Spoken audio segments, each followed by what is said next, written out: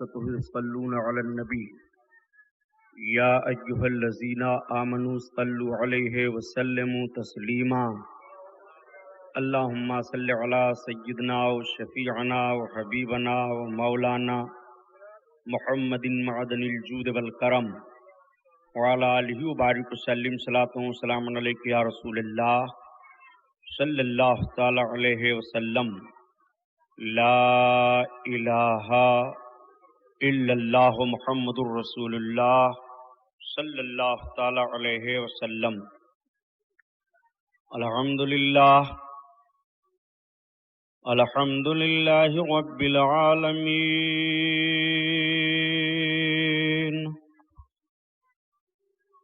والصلاة والسلام على سید المرسلین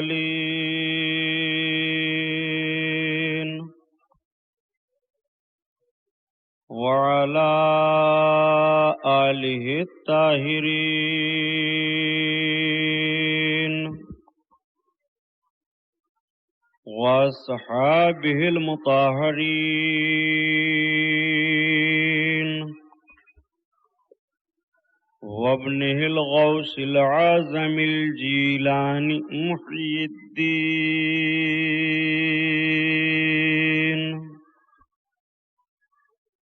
واہل بیتہ اجمعین. اعوذ باللہ من الشیطان الرجیم. بسم اللہ الرحمن الرحیم. قال اللہ تعالی فی القرآن العظیم والفرقان الحمید. والعصر ان الانسان لفی خسر الا الذین آمنوا وعملوا الصالحات وتواصوا بالحق وتواصوا بالصبر. صدق اللہ البصیر القدیر وصدق رسولہ البشیر النذیر والحمد للہ رب العالمین.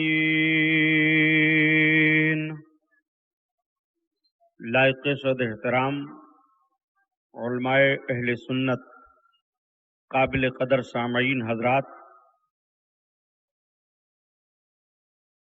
اپنے اور ساری کائنات کے مرکز عقیدت حضور رحمت للعالمین شفیع المذنبین رسول گرامی وقار محبوب پروردگار دونوں عالم کے مالک و مختار حضور محمد الرسول اللہ صلی اللہ تعالی علیہ وسلم کے دربار پرانوار میں درود شریف کا نذرانہ پیش فرمائیں. پڑھیے بلند آواز سے. اللہم صلی علی سیدنا مولانا محمد معدن الجود والکرم وعلی آلہ بارک وسلم صلاۃ و سلام علیک یا رسول اللہ صلی اللہ تعالی علیہ وسلم.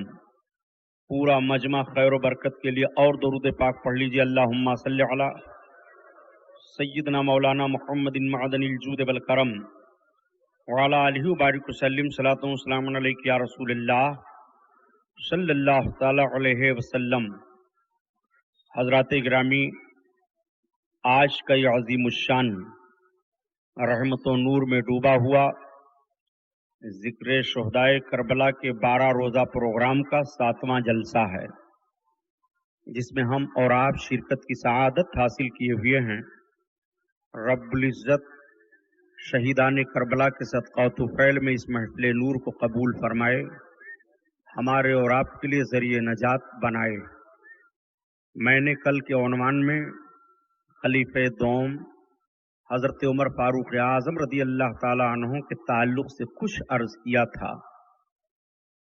امیر المومنین خلیفہ دوم کی مقدس زندگی کے وہ گوشے آپ کے سامنے پیش کیے گئے تھے جس سے آپ کے ایمان کو جلا ملے اور اللہ کے رسول کے شیدائیوں کے تعلق سے آپ کے دل میں محبت کا چراغ جلے. آئیے حسب معمول نعت پاک رسول صلی اللہ تعالی علیہ وسلم کے کچھ اشعار سن لیجئے، پھر بات آگے بڑھے.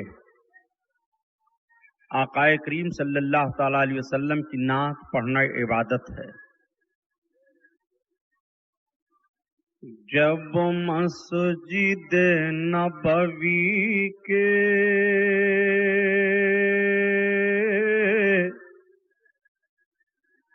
جب مسجد نبوی کے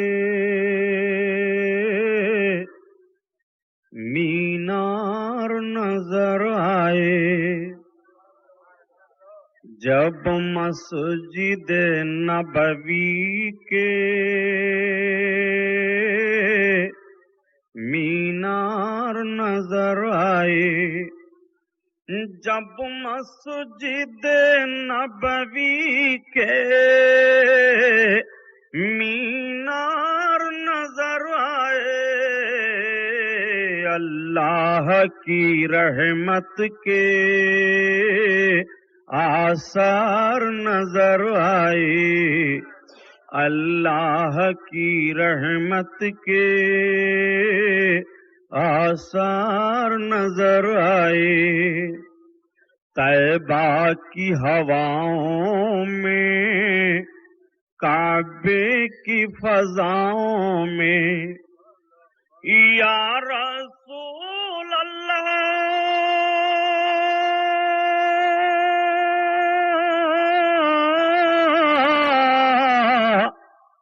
طیبہ کی ہواؤں میں، کعبے کی فضاؤں میں، ہم نے تو جدھر دیکھا سرکار نظر آئے، ہم نے تو جدھر دیکھا سرکار نظر آئے، اور جب گنبد خضرا کے دیوار نظر آئے، جب گنبد خضرا کے دیوار نظر آئے، جب گنبد خضرا کے دیوار نظر آئے،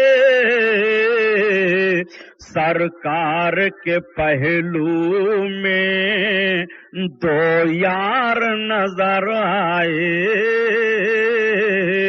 سرکار کے پہلو میں، سرکار کے پہلو میں دو یار نظر آئے، ان کا روئے ہنسی دیکھتے رہ گئے، ان کا روئے ہنسی دیکھتے رہ گئے، دیکھتے رہ گئے، نور والی جبیں دیکھتے رہ گئے، دیکھتے رہ گئے، یا حبیب اللہ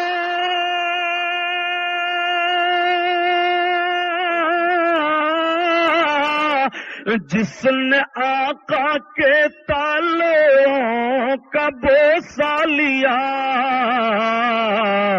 ہم وہ پیاری زمین دیکھتے رہ گئے، دیکھتے رہ گئے، ہم وہ پیاری زمین، ہم وہ پیاری زمین دیکھتے رہ گئے، دیکھتے رہ گئے، اور حشر کے دن بلال مؤذن کا رخ، حشر کے دن بلال مؤذن کا رخ، حشر کے دن بلال مؤذن کا رخ، مؤذن کا رخ،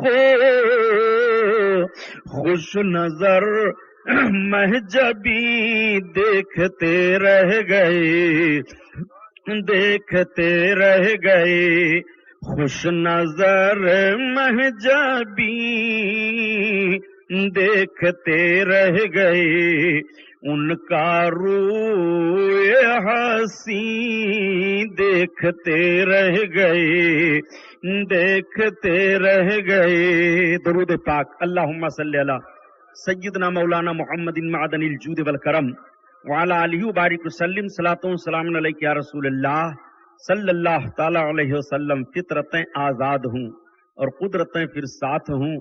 بات بس اتنی سی ہے کہ مسلم بن جائے کوئی. نشیمن جل رہا ہے اور دھواں اٹھا ہے. نشیمن جل رہا ہے اور دھواں اٹھا ہے. لوگ کہتے ہیں کہ ساون کی گھٹا چھائی ہے. مرحبا جراتے ابن حیدر، سر دے دیا بات نہ جانے دی، اور اسلام کے دامن میں اس کے سوا کیا ہے. یک ضرب ید اللہ یک سجدے شبیری. قتل حسین اصل میں مرگ یزید ہے. اسلام زندہ ہوتا ہے ہر کربلا کے بعد.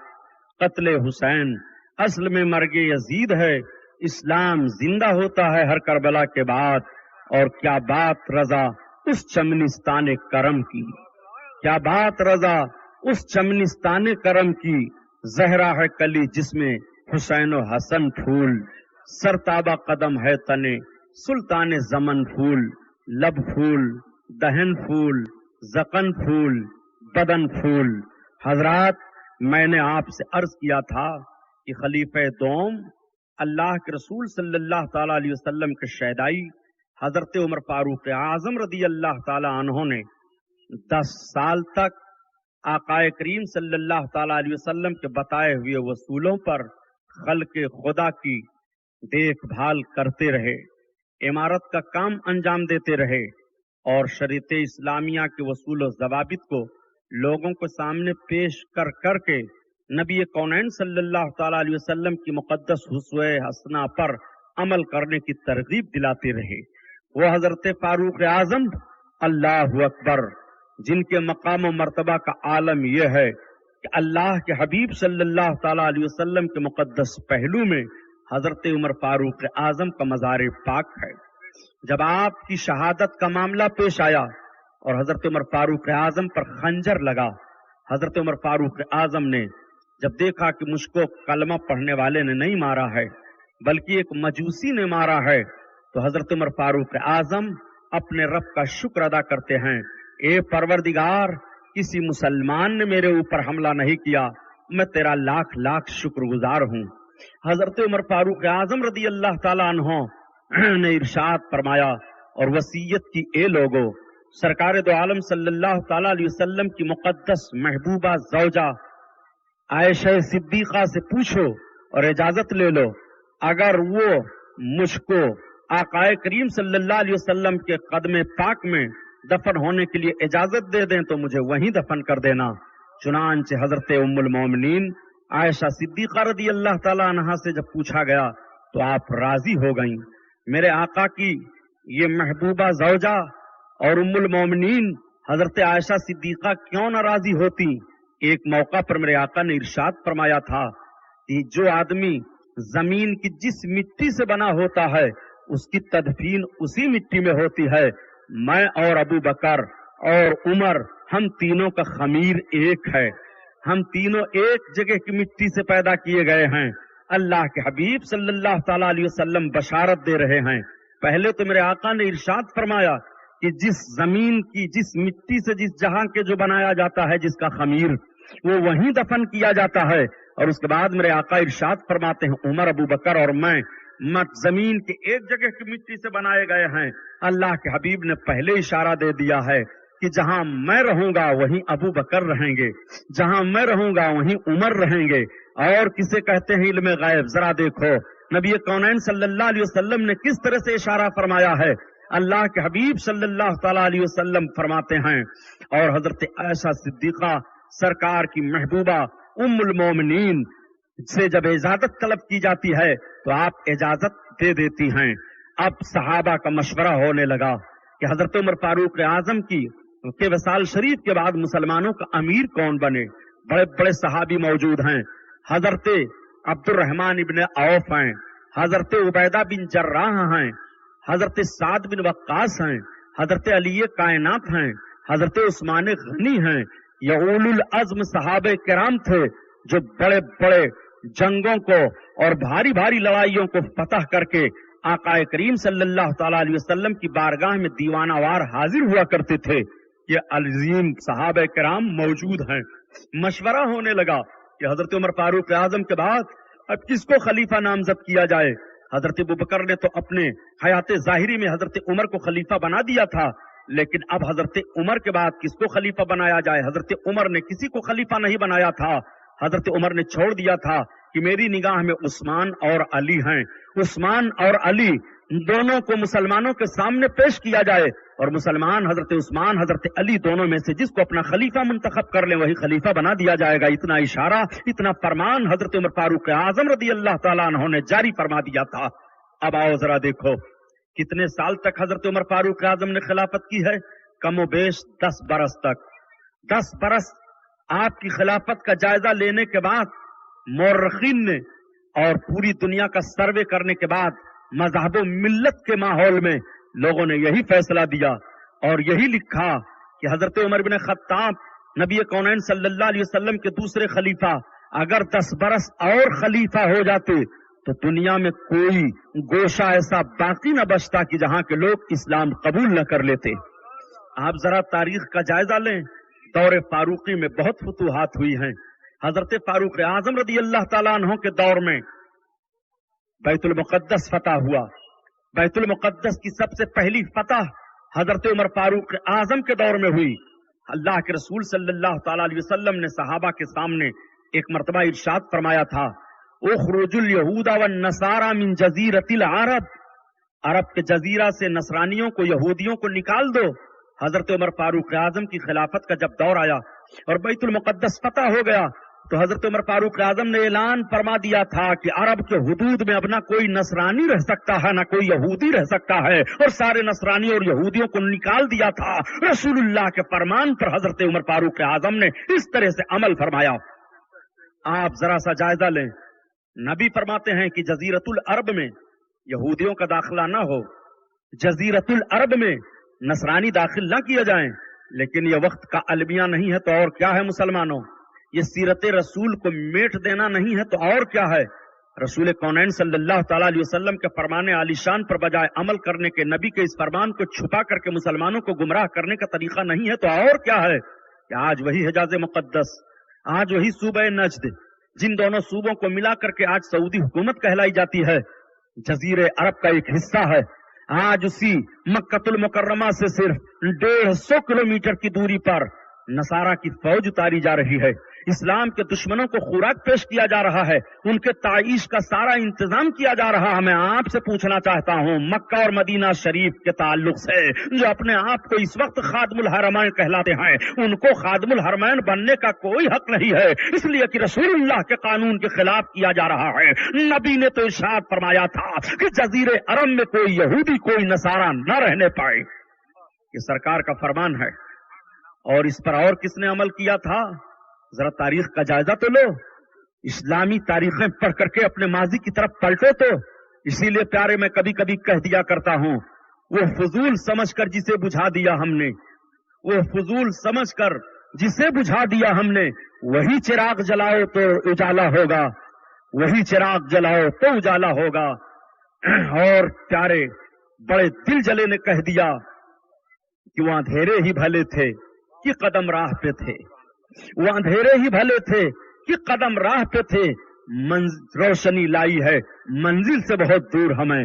آپ ذرا تاریخ کا جائزہ لیں، جب ترکوں کی حکومت ہوئی ہے، میرے آقا صلی اللہ تعالی علیہ وسلم نے ترکوں کے تعلق سے بھی فرمایا تھا، جب ترک اسلام قبول کرتے ہیں اور جب وہ اسلامی حدود کی حفاظت میں آتے ہیں تو 532 برس اسلامی حدود میں ترکوں نے یورپیوں کو داخل نہیں ہونے دیا تھا اور یورپیوں کے چھکے چھڑا دیا تھا۔ صلاح الدین ایوبی نے وہ مضبوط فتح کا جھنڈا گاڑ دیا تھا۔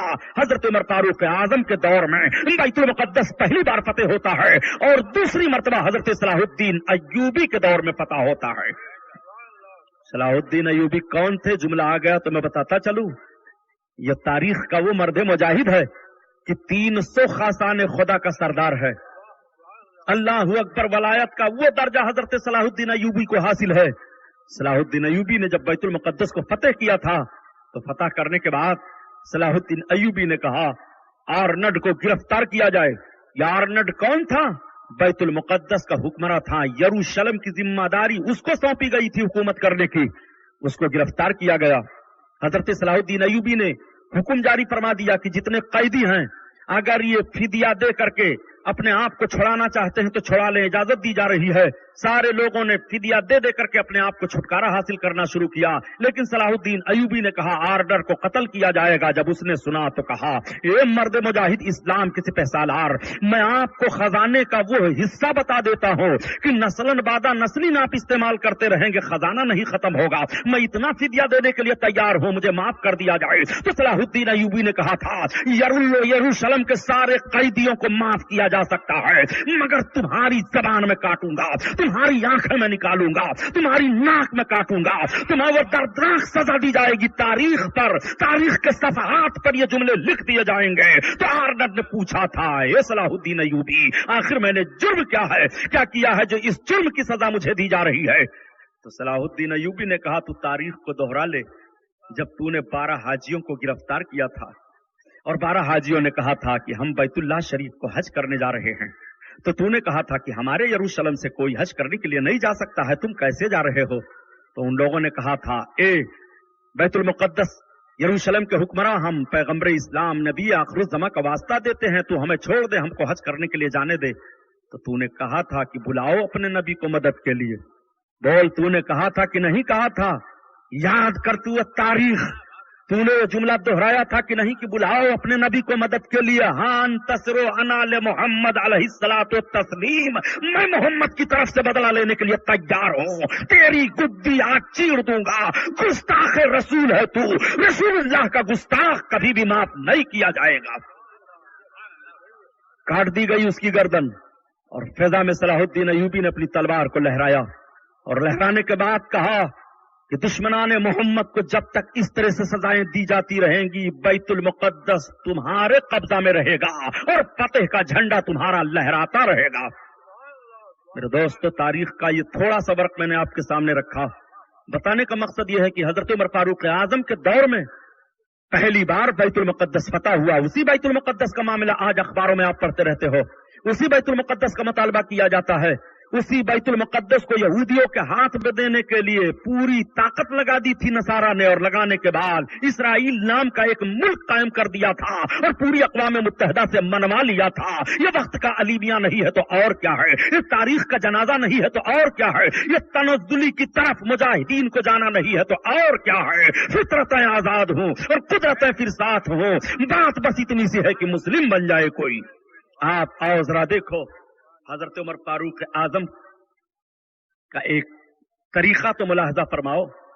پہاڑ کی وادیوں سے تشریف لے جا رہے ہیں، اکیلے ہیں، پیاس لگی، سورج بڑی شعاؤں کے ساتھ اپنی روشنی بکھیر رہا ہے، ماتھے پر پسینہ آ گیا۔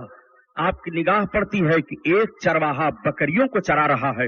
آپ نے سوچا کہ شاید اس چرواہے کے پاس پانی ہو، آپ اس کے قریب گئے۔ آپ نے فرمایا بکریوں کے چرانے والے؟ اس نے کہا ہاں۔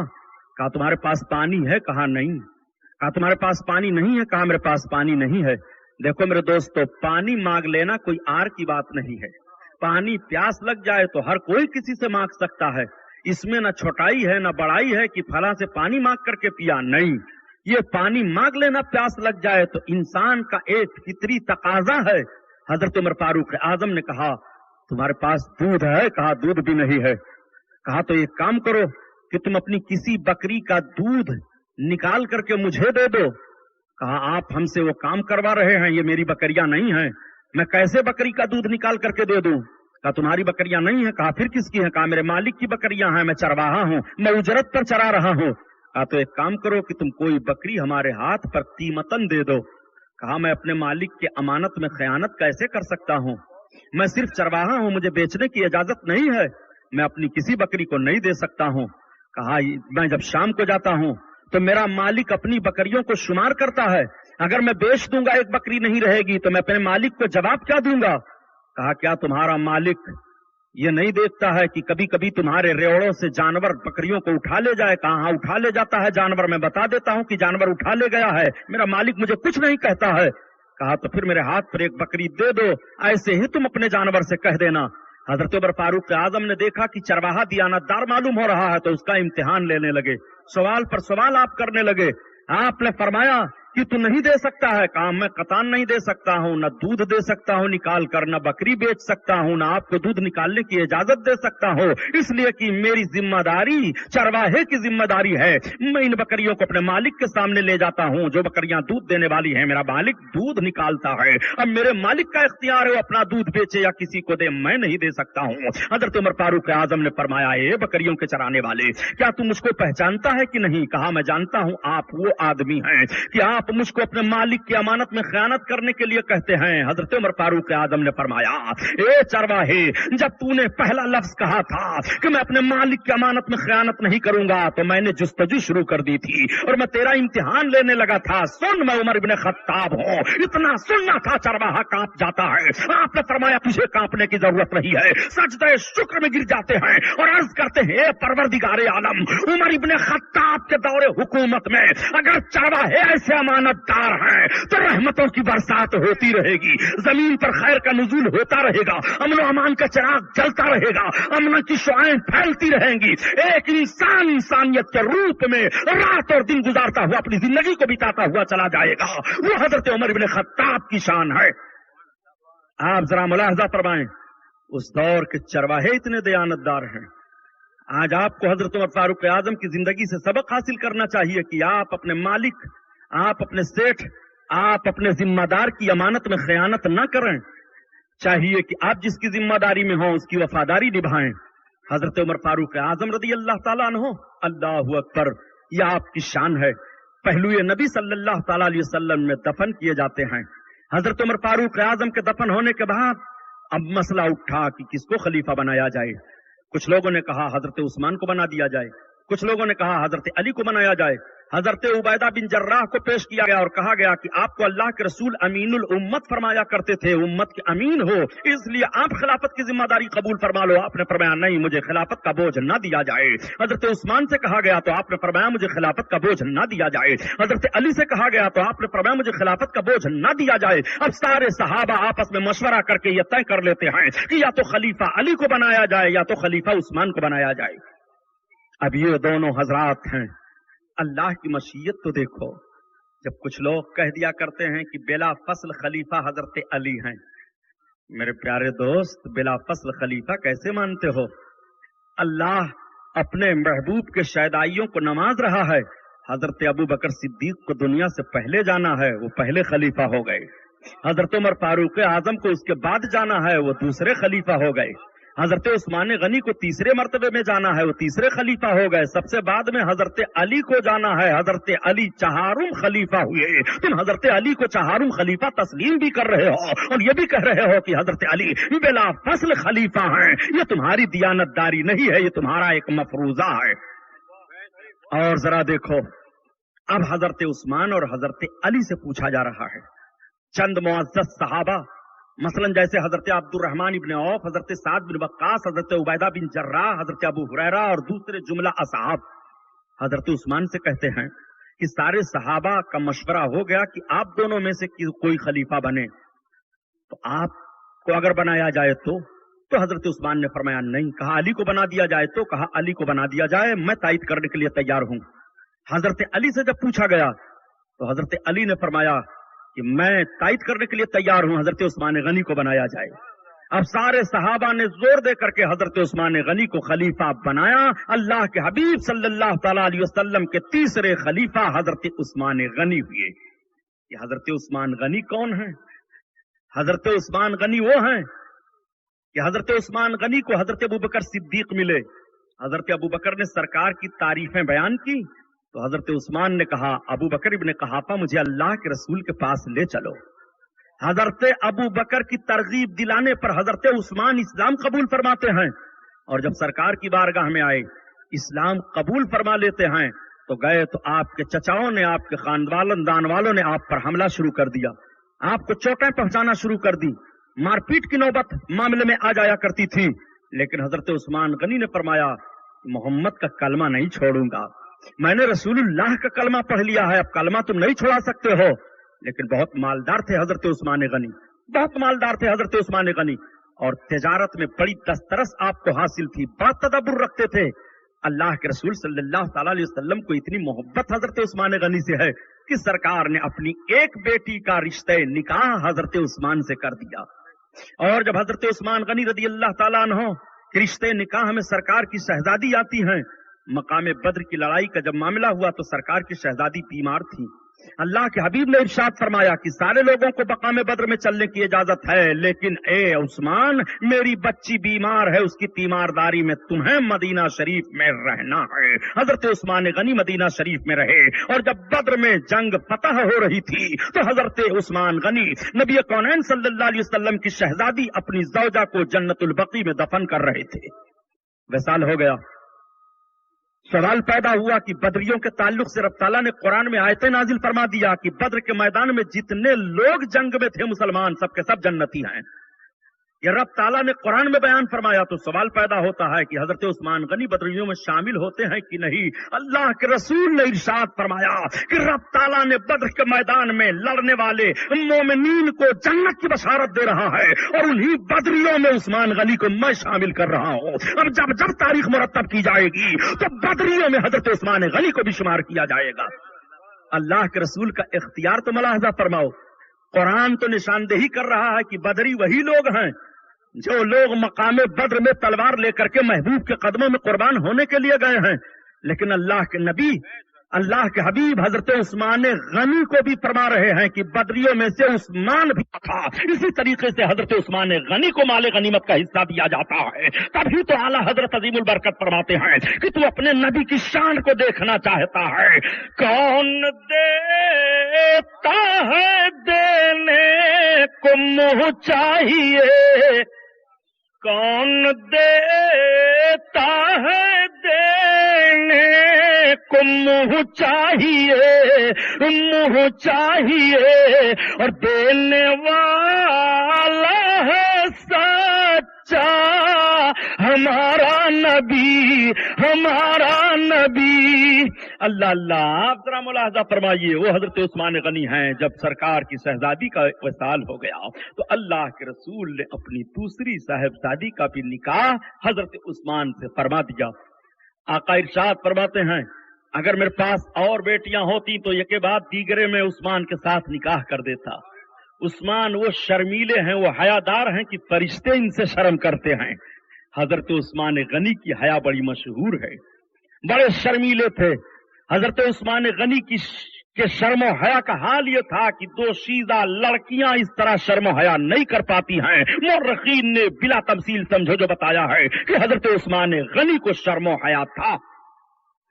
یہ شرم و حیا ایمان کے درجوں میں سے ایک درجہ ہے. الحیاء شعبۃ من الایمان رسول اللہ کا فرمان ہے کہ حیا ایمان کا درجہ ہے. اب آپ ذرا غور فرمائیے کہ آپ کو حیا ہے کہ نہیں، آپ کو شرم ہے کہ نہیں. حضرت عثمان غنی ایسے حیادار ہیں کہ فرشتے ان سے شرم فرماتے ہیں. میرے دوست نبی کونین کے اس جملے پر غور تو فرماؤ کہ حیا ایمان کا درجہ ہے. بے حیائی کی طرف کیوں بھاگ رہے ہو؟ آج جو چیزیں حیا کو توڑنے والی ہیں وہ بے حیائی کہلاتی ہیں. مسلمان ایمان رکھنے والا بے حیائی کی طرف نہیں جاتا ہے، اس لیے کہ بے حیائی بے ایمان ہونے کی پہچان بتائی گئی ہے اور حیادار ہونا یہ ایمان کا درجہ بتایا گیا ہے. اس لیے حیادار بنو، حیا کرو، شرم کرو. کس سے حیا کرو گے؟ حیا کا مفہوم کیا ہوتا ہے اس پر ایک الگ تقریر ہو جائے گی. بات چل رہی ہے حضرت عثمان غنی رضی اللہ تعالیٰ عنہ کی. حضرت عثمان غنی کا احترام ذرا دیکھو. حضرت عثمان غنی رضی اللہ تعالیٰ عنہ جب سرکار کے دستے پاک پر دستے نبوت پر اپنے ہاتھ کو رکھ کر کے اسلام قبول کیے، داہنے ہاتھ کو سرکار کے دستے کریم میں دیا تھا حضرت عثمان غنی نے. اسی تاریخ سے حضرت عثمان غنی نے اپنے داہنے ہاتھ کو کبھی بھی شرم گاہ پر لگایا نہیں. احترام ملاحظہ کرو نبی کو اپنی طرح سمجھنے والوں. رسول اللہ صلی اللہ علیہ وسلم کے شہدائی کی محبت ملاحظہ فرماؤ. حضرت عثمان غنی فرماتے ہیں کہ جب سے میں نے اپنے اس ہاتھ کو نبی کے ہاتھ پر رکھا ہے میں نے کبھی بھی اپنی شرمگاہ پر نہیں لگایا. وہ احترام ہے حضرت عثمان غنی کا. آپ ذرا قربان جاؤ حضرت عثمان غنی پر अल्लाहु अकबर। हजरत उस्मान गनी नबी कौनैन सल्लल्लाहु अलैहि वसल्लम की बारगाह में एक मर्तबा हाजिर आए। अर्ज करते हैं, या रसूल अल्लाह, आज मैं आपकी दावत लूंगा, सरकार मेरी दावत कबूल फरमाएं। और मैंने ये तय कर लिया है कि मेरे घर तक नबी के जितने कदम पड़ेंगे, मैं हर कदम पर एक एक गुलाम आजाद करता जाऊंगा। एक एक गुलाम को आजादी मिलेगी। जरा ज़हनो फिक्र देखो, अब तो गुलामी का दौर ऐसा रह नहीं गया। आज हम जिस्मानी तौर पर लोगों के गुलाम नहीं हैं, ज़हनी तौर पर गुलामी हमने कबूल कर ली है, फिक्री तौर पर कुर्बानी गुलामी कबूल कर ली है हमने, अमली तौर पर हम गुलाम हो गए हैं। लेकिन अरब का वो माहौल बता रहा है कि फिक्री तौर पर भी गुलामी थी और जिस्मानी तौर पर भी दूसरे के गुलामी में थे। जिस्मानी तौर की गुलामी की आजादी हजरत उस्मान गनी अर्ज करते ही, या रसूल अल्लाह, आज मैंने ये इरादा कर लिया है कि मेरे आका के कदम पाक जितनी तादाद में पड़ेंगे मेरे घर तक, मैं एक एक गुलाम आजाद करता चला जाऊंगा। हजरत उस्मान गनी ने सरकार की बारगाह में दावत पेश कर दी। नबी कौनैन ने फरमाया सहाबा से, चलो उस्मान के घर दावत है। सहाबा चले, अल्लाह के हबीब चले। हजरत उस्मान गनी आकाए करीम के कदम पाक को गिनते चले जा रहे हैं, शुमार करते चले जा रहे हैं। जितने कदम पड़े उतने गुलामों को आपने आजाद फरमा दिया। बड़ा अच्छा खाना तैयार किया गया। नबी कौनैन सल्लल्लाहु तआला अलैहि वसल्लम दावत तनाउल फरमा लेते हैं। हजरत अली भी मौजूद थे। हजरत अली का चेहरा उदास है। वो अपने घर आए। नबी कौनैन सल्लल्लाहु अलैहि वसल्लम की शहजादी हजरत खातून जन्नत फातिमा ज़हरा की निगाह पड़ गई। पूछ पड़ती हैं, रसूलुल्लाह की बेटी हैं, अपने शौहर को खुश देखना चाहती हैं। अर्ज करती हैं, अली, आज आपका चेहरा उदास लग रहा है, आज आपके चेहरे पर हंसी खुशी के आसार नहीं दिखाई दे रहे हैं, मामला क्या है? हजरत अली कुछ नहीं बोले। दोबारा फिर हजरत खातून जन्नत ने सवाल कर दिया। आपने फरमाया, फातिमा सुनो, आज मेरे भाई उस्मान ने सरकार की दावत ली है और सरकार जब दावत खाने के लिए तशरीफ ले चले आपके घर, तो हजरत उस्मान आका के एक एक कदम को शुमार करते रहे। जब आका ने पूछा ऐसा क्यों कर रहे हो, तो उन्होंने अर्ज किया, या रसूल अल्लाह, आज जितने कदम मेरे घर तक आपके पड़ेंगे मैं उतने गुलाम आजाद करूंगा। बड़े अच्छे अंदाज से नबी कौनैन की दावत और इस तरह से सरकार के कदमों पर कुर्बानी पेश की है। ये फातिमा, अगर काश मेरे पास भी इतना सामान होता तो मेरे दिल में ख्वाहिश थी मैं भी अपने आका की दावत कर लेता। इतना सुनना था। नबी की बेटी की आंखों में आंसू आ गए। खातून जन्नत को अपने शौहर की नाज़बरदारी मंजूर है। हजरत खातून जन्नत फातिमा ज़हरा को गवारा ना हुआ कि अल्लाह के रसूल सल्लल्लाहु तआला अलैहि वसल्लम के कदम आवरी के लिए घर पर इनका चेहरा उदास रहे। इरशाद फरमाती हैं, ए अली, जाओ अल्लाह के रसूल को दावत पेश कर दो, इंतजाम हो जाएगा। मौलाए कायनात अपने घर का सारा एहसासा जान रहे हैं। घर में खाने की कितनी चीजें हैं, घर में पीने के लिए कितनी चीजें हैं, घर में हमारे पास कौन कौन सा सामान है, मौलाए कायनात को सब मालूम है। लेकिन रसूलुल्लाह की बेटी पर हजरत अली को कितना इत्मीनान। हजरा देखो, हजरत अली को यह यकीन हो गया कि मेरे घर में अगरचे कोई सामान नहीं है, लेकिन नबी की बेटी ने कहा है, फातिमा ज़हरा की जबान रद्द नहीं हो सकती है, इंतजाम जरूर हो जाएगा। अपने दिल को तसल्ली दिया, कदम आगे बढ़ाते हैं, नबी की बारगाह में पहुंच गए और करते हैं, या रसूल अल्लाह, आज मेरे भी घर पर आका की दावत है। नबी कौनैन ने मौजूद सहाबा से फरमाया, चलो सबकी सब अली के घर दावत है। हजरत मौलाए कायनात आ गए। खातून जन्नत ने क्या किया? हजरत खातून जन्नत ने खाना तैयार करने का बर्तन चूल्हे पर रख दिया, मुसल्ला बिछाया, रब की इबादत कर रही हैं, आंखों से आंसू जारी हो गए। अर्ज करती हैं, परवरदिगार, तेरे नबी की बेटी खातून फातिमा ज़हरा है। मेरे मौला, मैंने तेरे महबूब की खुशी के लिए अपने शौहर को इजाजत दी है और तेरे महबूब मेरे घर पर आने वाले हैं। परवरदिगार, फातिमा की लाज रख ले। नबी की बेटी दुआ कर रही हैं।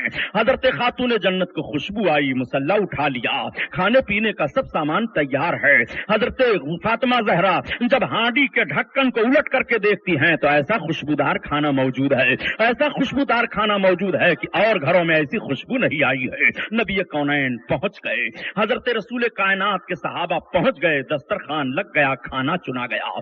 जरा नबी कौनैन सल्लल्लाहु अलैहि वसल्लम की मुस्कुराहट तो देखो, खाना सब तनाउल फरमा रहे हैं। मेरे नबी के लबहाए नाज पर मुस्कुराहट आ गई। आका फरमाते हैं, ए मेरे सहाबा, आज अली के घर तुम जन्नत का खाना खा रहे हो। इतना सुनना था, सहाबा मचल गए। अर्ज करते हैं या रसूल अल्लाह, अली के घर हम जन्नत का खाना खा रहे हैं। हाँ, जन्नत का खाना अली के घर खा रहे हो। अल्लाह के हबीब ने इरशाद फरमाया, ए मेरे सहाबा, ये अली के घर जन्नत से खाना जिब्रील लाए हैं, अल्लाह ने अता फरमा दिया है। पता ये चला कि सबसे पहले जन्नती खाना मिल रहा है तो अली के घर से मिल रहा है, जन्नती खाना मिल रहा है तो अली के दरवाजे से मिल रहा है। आप जरा मुलाहजा फरमाइए, सहाबा खुश हो गए। हजरत अली को बड़ी खुशी है। खातून जन्नत ने मुसल्ला बिछाया, रब की बारगाह में अर्ज कर रहे हैं, ए परवरदिगार, उस्मान गनी ने नबी के सामने खाना पेश किया था, तूने रहमो का फजल फरमाया और तूने इज्जत बख्शी। मेरे परवरदिगार, जन्नत से खाना आ गया, मेरे आका तनाउल फरमा रहे हैं, सरकार के शैदाई खा रहे हैं।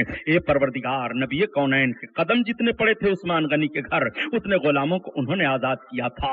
ए मेरे मौला, मेरे घर पर आकाए करीम के जितने कदम पड़े हैं, तब तक हजरत जिब्रील अलैहिस्सलाम बारगाह रिसालत में आ गए। अर्ज करते हैं या रसूल अल्लाह, फातिमा ज़हरा का सजदा रब ने कबूल फरमा लिया है।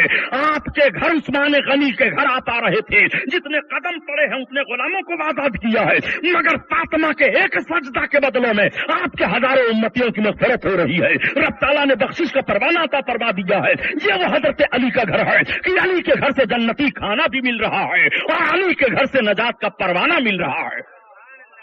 आप जरा गौर फरमाएं, हजरत उस्मान गनी ये हैं। हजरत उस्मान गनी रज़ी अल्लाह ताला अन्हु, अल्लाहु अकबर।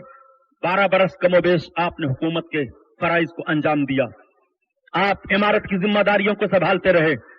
12 बरस के दरमियान बहुत सारी जंगें हुई, बहुत सारे फतूहात हुए, आपसी बहुत सारे इख्तिलाफात हुए। एक इल्जाम हजरत उस्मान गनी पर लगाया गया और वो इल्जाम लगाने वाले कौन थे? कुछ यहूदी ज़हनो फिक्र रखने वाले, कुछ इख्तिदारो हविस के लालची ऐसे थे, फसाद बर्पा करने वाले। उन्होंने ज़हनो फिक्र दे दिया कि उस्मान गनी हुकूमत के ओहदों पर अपने रिश्तेदारों को मुतय्यन फरमाते हैं। इतना सुनना था, हजरत उस्मान गनी ने सहाबा का जलसा बुलाया। सहाबा आ गए, आपने एक एक बात की सफाई पेश करना शुरू कर दी। सहाबा तस्लीम करते रहे, सारी बातों का दफैया हो गया। लेकिन बलवाई कुछ ऐसे ज़हनो फिक्र के थे कि बलवा किया जाए। मेरे आका सल्लल्लाहु तआला अलैहि वसल्लम ने एक मर्तबा ये बशारत दी थी मकाम उहद पर, जब मेरे सरकार चढ़े तो उहद पहाड़ी हिलने लगा। आका इरशाद फरमाते हैं, ए उहद ठहर जा, तुझ पर एक नबी मौजूद हैं, 2 शहीद मौजूद हैं। वो दोनों शहीद हजरत उमर थे, हजरत उस्मान गनी थे। अल्लाह के रसूल ने दे दी इतनी खबर, उमर शहीद किए जाएंगे, उस्मान शहीद किए जाएंगे। उहद की पहाड़ पर रसूलुल्लाह गैब की खबर अता फरमा रहे हैं। ये गैब नहीं है तो और क्या है? आकाए करीम सल्लल्लाहु तआला अलैहि वसल्लम ने फरमा दिया था, हजरत उस्मान गनी को इल्म है कि मैं शहीद किया जाऊंगा। बलवाइयों ने घेरा और जब घेरा बलवाइयों ने, हजरत उस्मान गनी का एहतराम मुलाहजा फरमाओ। लोगों ने कहा कि इन बागियों के खिलाफ तलवार उठाई जाए। आपने कहा मैं अपने जान की कुर्बानी दे दूंगा, लेकिन शहर रसूल में खून नहीं बहाऊंगा। शहर रसूल में खून न बहे, ये दारुल अमन है। रसूलुल्लाह के शहर में खून उस्मान के हाथ से नहीं बह सकता है। आला हजरत पर कुर्बान जाओ। क्या निशानदेही कर गए हैं? यह हरम है। हरम का एहतराम सहाबे किराम से पूछो। हजरत उस्मान गनी ने हरम पाक का एहतराम कैसे किया? मदीन हरम की ज़मीन और कदम रख के चलना, हरम की ज़मीन और कदम रख के चलना। अरे सर का मौका है, ओ जाने वाले, ओ जाने वाले। वो मदीना तैयबा है, खून नहीं बहेगा मदीना में। हजरत उस्मान गनी कुरान तिलावत कर रहे हैं। हजरत मौलाए कायनात ने देखा कि मामला बहुत बिगड़ गए हैं। हजरत इमाम हसन को बुलाया, इमाम हुसैन को बुलाया। बेटो तुम उस्मान गनी अमीरुल मोमिनीन के दरवाजे पर पहरादारी का काम अंजाम दो। दोनों लगा दिए गए। हजरत इमाम हसन, हजरत इमाम हुसैन पहरादारी के काम अंजाम दे रहे हैं। आपके मकान के दीवार के पीछे से बलवाई दाखिल हो गए आपके घर में, और जब दाखिल हुए तो उन्हीं दाखिल होने वालों में हजरत अबू बकर के बेटे अब्दुर्रहमान भी थे। हजरत अब्दुर्रहमान ने जैसे आपके दाढ़ी शरीफ पर, रीशे मुबारक पर हाथ को लगाया, तब तक हजरत उस्मान गनी फरमाते हैं, ए बेटा, अगर जो तुम हरकत कर रहे हो तुम्हारे बाप देखते तो। तब तक हजरत अब्दुर्रहमान ने छोड़ दिया, वो अलग हो गए। پیچھے سے مکان کے اندر آئے تھے، حضرت عثمان غنی پر حملہ کیا. آپ کی بیوی حضرت نائلہ تھی، انہوں نے تلوار کی وار کو روکا، ان کی انگلیاں کٹ گئیں. حضرت عثمان غنی پر تلوار سے وار کیا گیا، آپ نے جنبش نہیں کی. قرآن کا پہلا چھینٹا آپ کے خون کا قرآن کے ورق پر پڑا. تب تک ایک آواز آئی کہ اب فتنہ قیامت تک ختم نہیں ہوگا. یہ پہلا فتنہ اسلام میں ہے، یہ پہلا اختلاف آپسی رونما ہوا. حضرت عثمان غنی کی شہادت ہوئی. بلوائی اتنے تلے ہوئے تھے حضرت عثمان غنی کے لیے، کنٹرول نہیں ہو پا رہا تھا، معاملہ بگڑا ہوا ہے. بڑے چپکے سے حضرت عثمان غنی کی نماز جنازہ ادا کی گئی. بقی شریف میں حضرت عثمان غنی کو دفن کیا گیا. افسوس ہے کہ جب ترکوں کی حکومت تھی تو انہوں نے تیسرے خلیفہ حضرت عثمان غنی کے مزار پاک پر بہترین خوبصورت قبہ بنوا دیا تھا اور قبے پر سونے کا پتھر لگوا دیا تھا. لیکن جب نجدی حکومت ہوئی تو بقی شریف کے تمام بنے ہوئے قباؤں کو توڑ ڈالا، سونے کے پتھروں کو اکھاڑ لیا. یہ ان کا معاملہ ہے اور یہ ان کا معاملہ تھا جو اپنے رسول کونین کے شیدائیوں کے مزار پاک پر خراج عقیدت پیش کرنے کے لیے اس طرح سے سونے اور چاندی کا نذرانہ پیش کر رہے تھے عمارت کی شکل میں، تاکہ دنیا دیکھتی رہے یہ رسول اللہ صلی اللہ تعالی علیہ وسلم کے شیدائی حضرت عثمان غنی کا مزار پاک ہے. حضرت عثمان غنی شہید ہوئے. حضرت علی رضی اللہ تعالیٰ عنہ ہیں. لوگ گئے، کہا مولائے کائنات کہاں ہیں؟ کہا آپ خلافت کی ذمہ داری سنبھالی. آپ نے فرمایا نہیں، یہ مجھ سے نہیں ہو پائے گا، خلافت کے بوجھ کو میں نہیں سنبھال پاؤں گا، میرے اوپر یہ ذمہ داری نہ دی جائے. حضرت امیر معاویہ اس وقت ملک شام میں گورنر تھے. حضرت امیر معاویہ نے جب سنا کہ حضرت عثمان غنی کو شہید کر دیا گیا تو حضرت امیر معاویہ نے مطالبہ کیا کہ ان لوگوں سے قصاص لیا جائے جن لوگوں نے حضرت عثمان غنی کو شہید کیا ہے، ان کو قتل کیا جائے. یہاں مشورہ ہونے لگا اب کس کو آخر ذمہ داری سونپی جائے. سارے صحابہ نے مشورہ کرنے کے بعد حضرت علی ہی کو خلافت کی ذمہ داری سونپ دی اور حضرت علی رضی اللہ تعالیٰ عنہ خلیفہ چہارم چن لیے گئے. مولائے کائنات خلیفہ چہارم متعین ہوئے. حضرت علی کا خلیفہ چہارم ہونا تھا کہ حضرت امیر معاویہ نے شام سے خبر بھجوائی کہ علی بن ابی طالب آپ خلیفہ ہو گئے ہیں. اب آپ کے اوپر ذمہ داری ہوتی ہے کہ عثمان غنی رضی اللہ تعالیٰ عنہ کے قتل میں جتنے لوگ ملوث ہیں، جتنے قاتل ہیں، ان سب سے قتال کیا جائے، ان کو قتل کیا جائے، قصاص لیا جائے. حضرت عثمان غنی کو غنی کیوں کہا جاتا ہے؟ ایک جملہ یہ بھی آپ کے ذہن میں کھٹکتا ہوگا. یہ غنی کا خطاب کس نے دیا ہے؟ اللہ کے رسول صلی اللہ علیہ وسلم نے عطا فرمایا تھا. کب اللہ کے رسول نے عطا فرمایا تھا؟ جب جنگ تبوک کے موقع پر میرے سرکار نے صحابہ سے چندہ کیا تھا اور حضرت عثمان غنی نے 100 اونٹ ساز و سامان کے ساتھ لدا ہوا نبی کونین کی بارگاہ میں پیش کر دیا. اللہ کے حبیب کی نگاہ پڑتی ہے، آقا فرماتے ہیں زد یا عثمان، عثمان اور زیادہ کر دو، 100 اونٹ اور دے دیتے ہیں. آقا فرماتے ہیں زد یا عثمان اور زیادہ کر دو، حضرت عثمان 100 اونٹ اور دے دیتے ہیں. 300 اونٹ ساز و سامان کے ساتھ اللہ کے حبیب کی بارگاہ ہمیں چندے کے طور پر پیش فرمایا. آقا فرماتے ہیں یا عثمان انتا غنی من اللہ، اے عثمان تو اللہ کی جانب سے غنی ہے، اللہ کی جانب سے تجھے غنیت کا خطاب دیا جا رہا ہے. اللہ کے حبیب صلی اللہ تعالی علیہ وسلم نے غنی کا لقب حضرت عثمان غنی کو عطا فرما دیا. اسی تاریخ سے آپ عثمان غنی کے نام سے مشہور ہو گئے. آپ ذرا غور فرماؤ، حضرت عثمان غنی رضی اللہ تعالیٰ عنہ کی شہادت ہوئی، مولائے کائنات خلیفہ چہارم بنائے گئے. حضرت امیر معاویہ کا مطالبہ ہونے لگا، حضرت علی کا مطالبہ ہوا کہ ابھی قاتل متعین نہیں ہو پا رہے ہیں، ابھی صحیح پتہ نہیں لگ پا رہا ہے. دیکھو شبہ کی بنیاد پر فتویٰ جاری نہیں کیا جا سکتا ہے، یہ اسلام کا قانون ہے. حضرت امیر معاویہ بھی اپنی جگہ پر صحیح مطالبہ کر رہے ہیں. علی آپ خلیفہ ہوئے ہو، ذمہ داری سونپی گئی ہے تو عثمان غنی کے قاتلوں کو قتل کیا جائے، آپ قصاص کا مطالبہ کیجئے. اور حضرت علی بھی اپنی جگہ پر اٹل ہیں اور صحیح ہیں. آپ کا اجتہاد بھی صحیح ہے کہ جب تک قاتلوں کا تعین نہیں صحیح ہو پا رہا ہے کہ بلوے میں کس نے قتل کیا ہے، اس سے قصاص کیسے لیا جائے۔ آج موجودہ دور میں بھی حکومت کا یہی قانون بنا ہوا ہے کہ اگر بلوے میں کوئی مارا جاتا ہے اور بلوے میں کسی کا قتل کیا جاتا ہے تو جج فیصلہ نہیں دے پاتا ہے کہ کس کو قاتل قرار دے کر کے اسے سزا دی جائے۔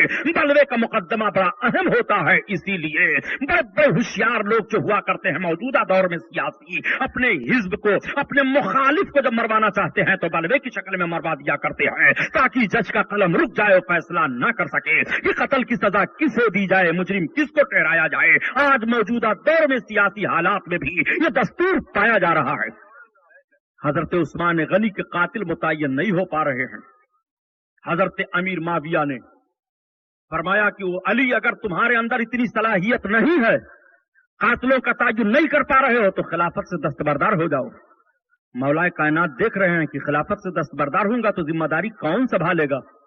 آپ نے خبر بھیجوائی کہ میں قاتلوں کو تلاش کر رہا ہوں، قاتلوں کی جستجو جاری ہے، تحقیق کی جا رہی ہے، اس میں کوتاہی نہیں برتی جائے گی۔ اس کو تو میں کل عرض کروں گا یہاں سے۔ آج حضرت علی کے فضیلت پر سنیے، خلیفہ چہارم ہیں، یہ مولا کائنات رضی اللہ تعالیٰ عنہ کون ہیں؟ حضرت علی سرکار کے چچا ابو طالب کے بیٹے ہیں۔ یہ سرکار کے چچا ابو طالب کون ہیں؟ سرکار کے کئی چچا تھے، ابو لہب، ابو طالب، عباس، حمزہ، حارث، کسم، یہ لوگ سرکار کے چچا تھے، جس میں سے ابو لہب کے علاوہ سرکار کے چچاؤں کو ایمان کی دولت مل گئی۔ اللہ کے حبیب صلی اللہ علیہ وسلم کے چچا ابو طالب ہیں۔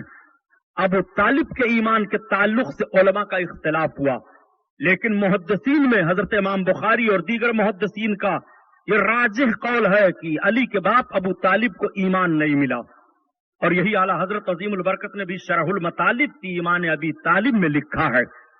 بہرحال حضرت علی کے باپ کا نام ابو طالب ہے۔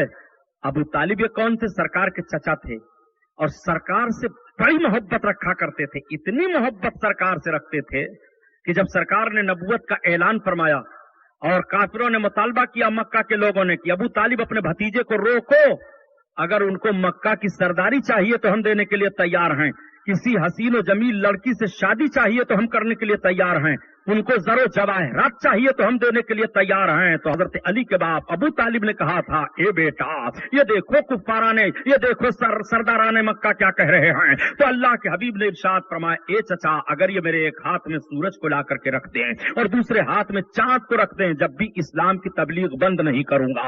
میں جو کہہ رہا ہوں وہ رب کی طرف سے حق کہہ رہا ہوں۔ انی رسول اللہ، میں اللہ کا رسول ہوں۔ قولوا لا الہ الا اللہ تفلحوا، تم سب کے سب کلمہ پڑھو، فلاح پا جاؤ گے۔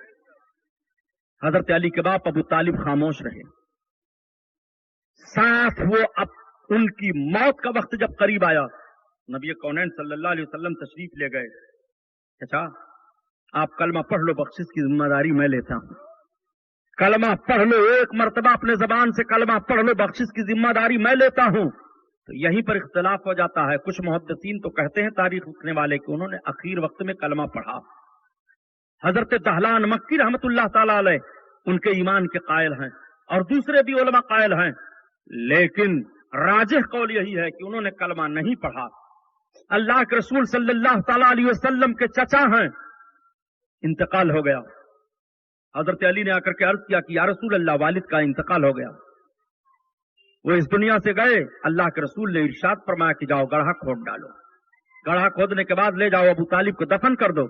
گڑھا تیار کیا گیا، لے کر کے گئے، حضرت علی کے باپ ابو طالب کو دفن کر دیا گیا۔ ایسے موقع پر بھی باپ کا احترام برقرار رکھا گیا۔ باپ اسلام میں داخل نہیں ہے، لیکن باپ ہے، جب بھی بیٹے کو اپنے باپ کا احترام کرنا ضروری ہے۔ ہاں، جب باپ گناہ کا حکم دے تب بیٹا انکار کر جائے گا کہ میں آپ کا کہنا نہیں مانوں گا۔ بقیہ اور زندگی کے جو لوازمات ہیں، ان لوازمات میں بچے پر ضروری ہے کہ باپ کا احترام کرے۔ ایسا فیصلہ کون دے گا؟ مذہب اسلام کا قانون دے رہا ہے۔ حضرت علی نے اپنے باپ کو دفن کر دیا، چلے آئے۔ حضرت علی رضی اللہ تعالیٰ عنہ اسلام کب لائے تھے؟ 8 برس کی عمر شریف آپ کی تھی حضرت علی کی، آپ کا بچپن تھا، اللہ کے رسول صلی اللہ تعالی علیہ وسلم کی تربیت میں تھے۔ سرکار کی خدمت تو ابو طالب علی کے باپ کر رہے تھے.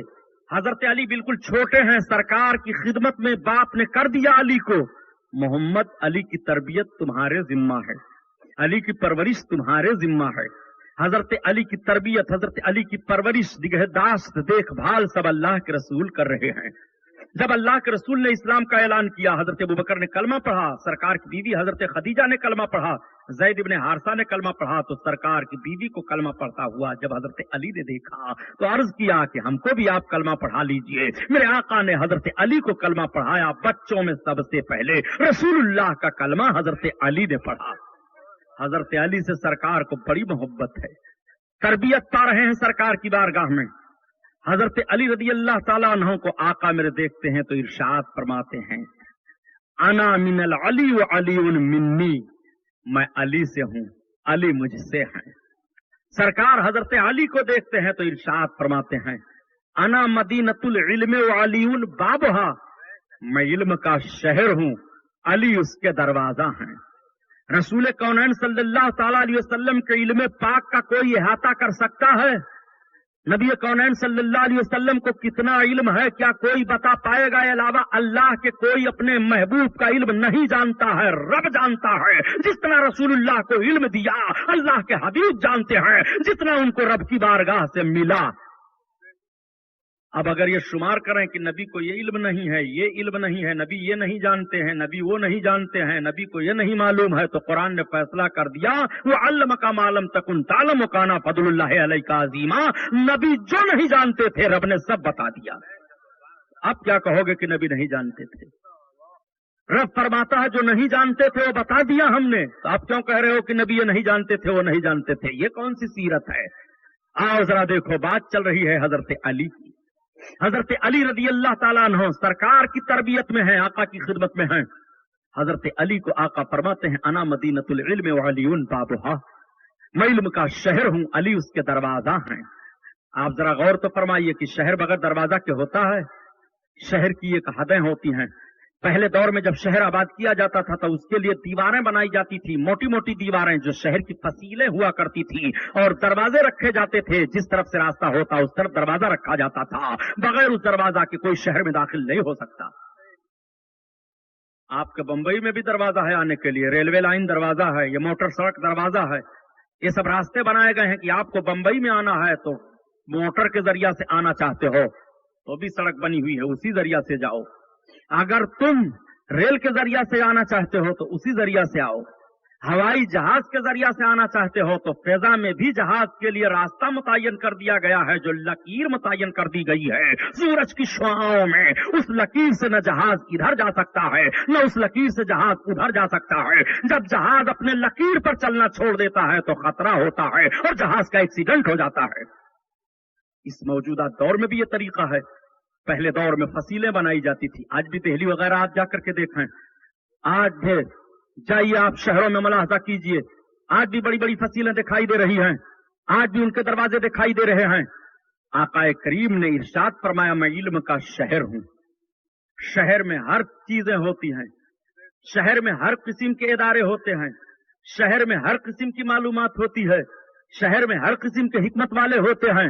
نبی فرماتے ہیں میں شہر ہوں, نبی کے خزانہ کو پتہ نہیں لگا سکتے اور پیارے علم کا شہر ہوں. جب نبی نے فرما دیا میں علم کا شہر ہوں تو اب نبی کو کون سا علم نہیں ہے؟ یہی تو وجہ ہے کہ اونٹ بھی فریاد کر رہا ہے تو نبی اس کی فریاد سن رہے ہیں, چڑیا فریاد کر رہی ہیں تو نبی ان کی فریاد سن رہے ہیں, ہرن فریاد کر رہی ہے تو نبی ان کی فریاد کو سن رہے ہیں, انسان فریاد کر رہا ہے تو نبی ان کی فریاد کو سن رہے ہیں, جنات فریاد کر رہے ہیں تو جناتوں کی فریاد نبی سن رہے ہیں. سانپ بچھو جتنے چرند پرند ہیں جو نبی کی بارگاہ میں فریاد کر رہے ہیں, نبی سب کی فریاد کو سن رہے ہیں. اللہ کے حبیب تشریف فرما ہے. تب تک ایک سانپ ریگتا ہوا مجمع صحابہ میں آ گیا. صحابہ اٹھے کہ مار جائے. اللہ کے رسول نے فرمایا نہیں مت مارو. میرے سرکار کا فرمان ہے کہ موذی جانور کو ایذا دینے سے پہلے قتل کر دو, مگر اللہ کے رسول نے اس سانپ کو مارنے سے روک دیا. وہ سانپ گھستا چلا آیا, سرکار کے قدموں پر پہنچ گیا, اپنے پھن کو پھیلایا, آقا کے قدموں پر رکھا, قدموں پر رکھ کر کے وہ بڑھتا جا رہا ہے. سرکار کے دستے پاک پر اپنے فن کو رکھ دیا, دستے پاک سے اور آگے بڑھتا جا رہا ہے. نبی کونین صلی اللہ علیہ وسلم کے دوش مبارک کے پاس اپنے فن کو بلند کیا اور گوش پاک کے قریب اپنی زبان کو لے گیا. زبان کبھی باہر نکالتا ہے، کبھی اندر کرتا ہے، کبھی باہر نکالتا ہے، کبھی اندر کرتا ہے. نبی کونین صلی اللہ علیہ وسلم کے لبہائے پاک چل رہے ہیں، صحابہ دیکھ رہے ہیں. وہ پھر سانپ اترتا ہے، نبی کے قدموں پر اپنے فن کو رکھا اور رکھنے کے بعد چلا گیا. مجمع سے جانا تھا کہ غائب ہو جاتا ہے. صحابہ حیران ہیں، عرض کرتے ہیں یا رسول اللہ یہ ہماری آنکھ کیا دیکھ رہی ہے؟ آقا فرما رہے ہیں جو تم دیکھ رہے تھے صحیح دیکھ رہے تھے. وہ سانپ نہیں تھا، وہ کوہ قاف کا جن تھا. وہ سورہ طٰہٰ کی چند آیتیں بھول گیا تھا، وہی مجھ سے پوچھنے کے لیے آیا تھا. اس کو میں قرآن کی آیتیں پڑھ کر کے بتا رہا تھا. رسول اللہ بول رہے ہیں، وہ سانپ سن رہا ہے، صحابہ نہیں سن رہے ہیں. اور سانپ عرض کر رہا ہے یا رسول اللہ میں قرآن کی چند آیتیں بھول گیا ہوں، مجھے بتا دیجئے. جو رسول سانپ کی آواز سن رہے ہوں اس رسول سے کس مخلوق کی آواز پوشیدہ رہے گی؟ اسی لیے تو اعلیٰ حضرت عظیم البرکت فرماتے ہیں کہ تمہارے نبی کی شان کا عالم یہ ہے کہ فریاد امتی جو کرے حال زار میں، فریاد امتی جو کرے حال زار میں، ممکن نہیں کہ خیر بشر کو خبر نہ ہو، خبر نہ ہو. ایسا ہو ہی نہیں سکتا ہے کہ مصیبت میں امتی نبی کو پکارے اور نبی کونین کو خبر نہ ہو. میرے آقا کو رب تعالیٰ نے وہ علم عطا فرمایا ہے، وہ علم دیا ہے کہ لمحہ لمحہ کی خبر جان رہے ہیں. انا مدینۃ العلم وعلی بابھا، میں علم کا شہر ہوں، علی اس کا دروازہ ہے. کوئی کہہ سکتا ہے کہ تو حضرت علی علم کے شہر کے دروازہ ہیں، تو حضرت ابو بکر کے لیے تو نبی نے نہیں فرمایا، عمر کے لیے تو نہیں فرمایا، عثمان غنی کے لیے تو نہیں فرمایا. میرے سرکار نے دو ہی لفظ میں اتنا جامع اور ایسا پرمعنی بیان دیا ہے کہ نہ حضرت ابو بکر محروم ہو رہے ہیں اس بیان سے، نہ حضرت عمر فاروق اعظم کو مایوسی ہو رہی ہے، نہ ایسا ہے کہ حضرت عثمان غنی کو حصہ ملے. آپ تھوڑا سا تجزیہ تو کیجئے. شہر جب تعمیر ہوتا ہے، دیوار جب بنائی جاتی ہے، تو آپ یہ مجھے بتا دیں شہر گھر مکان جب تعمیر ہوگا، دیوار بنائی جائے گی تو اس کے لیے کوئی زمین ہوگی کہ آسمان اور زمین کے درمیان بنا دیں گے؟ اس کے لیے دیوار ہوگی، اس کے لیے چھت ہے. مکان تیار ہوا، دروازہ مکان میں لگتا ہے. اب آپ ذرا غور فرمائیں آقا کے فرمان پر کہ نبی فرماتے ہیں انا مدینۃ العلم وعلی بابھا، میں علم کا شہر ہوں، علی اس کا دروازہ ہے. تو آپ ذرا سا اپنا ذہن لے جائیے، انا مدینۃ العلم وہ ابا بکرین بنیانہا، وہ عمرو جدارہا، وہ عثمان و سقفہا، وہ علی بابہا. میں علم کا شہر ہوں، اس کی بنیاد ابو بکر ہے، اس کی دیوار عمر ابن خطاب ہے، اس کی چھت عثمان غنی ہے، وہ علی بابہا، اور اس شہر کا دروازہ حضرت علی ہے. آپ ذرا غور فرمائیے. اللہ کے رسول صلی اللہ علیہ وسلم ارشاد فرماتے ہیں القرآن مع العلی وعلی مع القرآن. علی قرآن کے ساتھ ہیں، قرآن علی کے ساتھ ہے. یا اللہ کے رسول صلی اللہ علیہ وسلم نے صحابہ کے درمیان فرمایا تھا. حضرت عبداللہ ابن مسعود اور حضرت عبداللہ ابن عباس فرماتے ہیں کہ بات چل گئی حضرت علی کی. نبی کونین صلی اللہ تعالی علیہ وسلم کا فرمان ہوا کہ دیکھو اللہ تعالیٰ نے قضا کو پیدا کیا، انصاف کرنے کا علم پیدا فرمایا. اللہ نے جب قضا کو پیدا کیا تو قضا کے 9 حصے یعنی دنیا میں تقسیم کیا جاتا ہے. فیصلے کا ایک حصہ ساری دنیا کو ملتا ہے، تو کیسے کیسے لوگ فیصلہ کر دیا کرتے ہیں، اور حضرت علی کو تو 9 حصہ فیصلہ کرنے کا مل رہا ہے. یہی وجہ ہے کہ جب کسی نے کہا علی کی فضیلت کیا ہے تو حضرت عمر فاروق اعظم فرماتے ہیں کہ اگر علی ہم لوگوں کے مشیر نہ ہوتے تو ہم ہلاک ہو جاتے. شرعی مسئلوں میں کوئی مسئلہ الجھتا تھا تو حضرت علی کی طرف صحابہ رجوع کرتے تھے. حضرت علی سے پوچھا جائے، حضرت علی سے سوال کیا جائے، حضرت علی سے سمجھا جائے. حضرت علی اس گتھی کو سلجھا دیا کرتے تھے، صحابہ خوش ہو جایا کرتے تھے. اسی پر حضرت فاروق اعظم نے فرمایا کہ لولا ہو علی فہلک، تو اگر علی نہ ہوتے تو ہم ہلاک ہو گئے ہوتے. اور ذرا دیکھو حضرت مولا کائنات کون ہیں؟ رسول کونین صلی اللہ تعالی علیہ وسلم صحابہ کے سامنے تشریف فرما ہیں. صحابہ کی انجمن سجی ہے. ارشاد فرماتے ہیں میرے صحابیوں، میری فاطمہ شادی کے لائق ہو گئی ہے. میں چاہتا ہوں کہ فاطمہ کا نکاح کر دیا جائے. میں نے علی کو منتخب کیا ہے. حضرت علی سامنے بلائے گئے. آقا نے فرمایا علی تمہارے پاس کچھ ہے؟ سرکار تو جانتے ہی ہیں. عرض کرتے ہیں یا رسول اللہ میرے پاس کیا ہے؟ ایک زرہ ہے، یہ تلوار ہے، یہ تھوڑا سا سامان ہے، یہ ہے. آقا کریم صلی اللہ تعالی علیہ وسلم نے اپنی بیٹی کا نکاح حضرت علی سے کر دیا. مسجد نبوی میں حضرت فاطمہ کا نکاح حضرت علی سے ہو جاتا ہے. بتایا جاتا ہے کہ حضرت علی رضی اللہ تعالیٰ عنہ کی عمر پاک اس وقت 25 برس کی غالباً تھی اور حضرت فاطمہ زہرا کی عمر پاک 22 یا 21 برس کی بتائی جا رہی ہے. رشتہ نکاح ہو گیا. اللہ کے رسول صلی اللہ علیہ وسلم کے داماد حضرت علی ہو گئے. اللہ کے حبیب کو محبت کتنی ہے. آقا فرماتے ہیں ایسا ہو ہی نہیں سکتا کہ جو مجھ سے محبت کرے وہ علی سے نہ کرے. جو مجھ سے محبت کرے گا وہ علی سے کرے گا، اور جو علی سے محبت کرے گا وہ مجھ سے محبت کرے گا. ایسا ہو ہی نہیں سکتا ہے کہ جو میرا دشمن ہو علی کا دوست ہو، اور جو علی کا دوست ہو میرا دشمن ہو. نہیں، جو میرا دشمن ہے وہ علی کا دشمن ہے، اور جو علی کا دشمن ہے وہ میرا دشمن ہے. نبی کونین صحابہ کے سامنے فرماتے ہیں. آقا ارشاد فرماتے ہیں میرے صحابہ تم میں علی سردار ہیں مسلمانوں کے، سفید منہ والوں کے سردار ہیں. حضرت علی کو سردار اللہ کے حبیب صلی اللہ علیہ وسلم نے فرمایا سفید منہ والوں کے سردار ہیں، یعنی ان لوگوں کے جو نماز روزہ کرتے ہیں اور ان کا چہرہ چمکتا ہے، ان مومنوں کے سردار اللہ کے رسول صلی اللہ علیہ وسلم حضرت علی کو فرماتے ہیں. صحابہ کے سامنے آقا ارشاد فرماتے ہیں کہ قرآن شریف میں یا ایھا الذین آمنو، یہ آیت جہاں جہاں قرآن میں ہے اے ایمان والو، یا ایھا الذین اے ایمان والو، یہاں ایمان والے جو مراد ہیں ان سارے مومنوں کے سردار اللہ کے رسول فرماتے ہیں کہ علی ہیں. حضرت علی کی وہ فضیلت ہے. اللہ اکبر. حضرت علی کی فضیلت ملاحظہ فرماتے چلو. حضرت علی رضی اللہ تعالیٰ عنہ کے عظمت کو دیکھتے چلو. نبی کونین صلی اللہ علیہ وسلم فرماتے ہیں کہ ہر پیغمبر اور رسول کا کوئی وارث اور وصی ہوتا ہے. میرے وارث اور وصی حضرت علی ہیں. اللہ کے رسول صلی اللہ علیہ وسلم علی کے لیے ارشاد فرماتے ہیں علی ایمان کی روشنی ہے. العلی مینار الایمان، علی ایمان کا مینارہ ہیں. اللہ کے رسول صلی اللہ تعالی علیہ وسلم ارشاد فرماتے ہیں کہ لحمی لحم و علی، میرا گوشت علی کا گوشت ہے، میرا جسم علی کا جسم ہے، میرا خون علی کا خون ہے، میرا نور علی کا نور ہے. ہم اور علی ایک نور سے پیدا ہوئے ہیں. یہ رسول اللہ صلی اللہ علیہ وسلم کا فرمان ہے. ذرا دیکھو آقا فرماتے ہیں میں نبیوں کا سردار ہوں، علی اولیاء کے سردار ہیں. حضرت علی رضی اللہ تعالیٰ عنہ تمام اولیاء کے سردار مانے جا رہے ہیں. رسول کونین صلی اللہ تعالیٰ علیہ وسلم حضرت علی کے لیے کتنی فضیلت دیتے چلے جا رہے ہیں.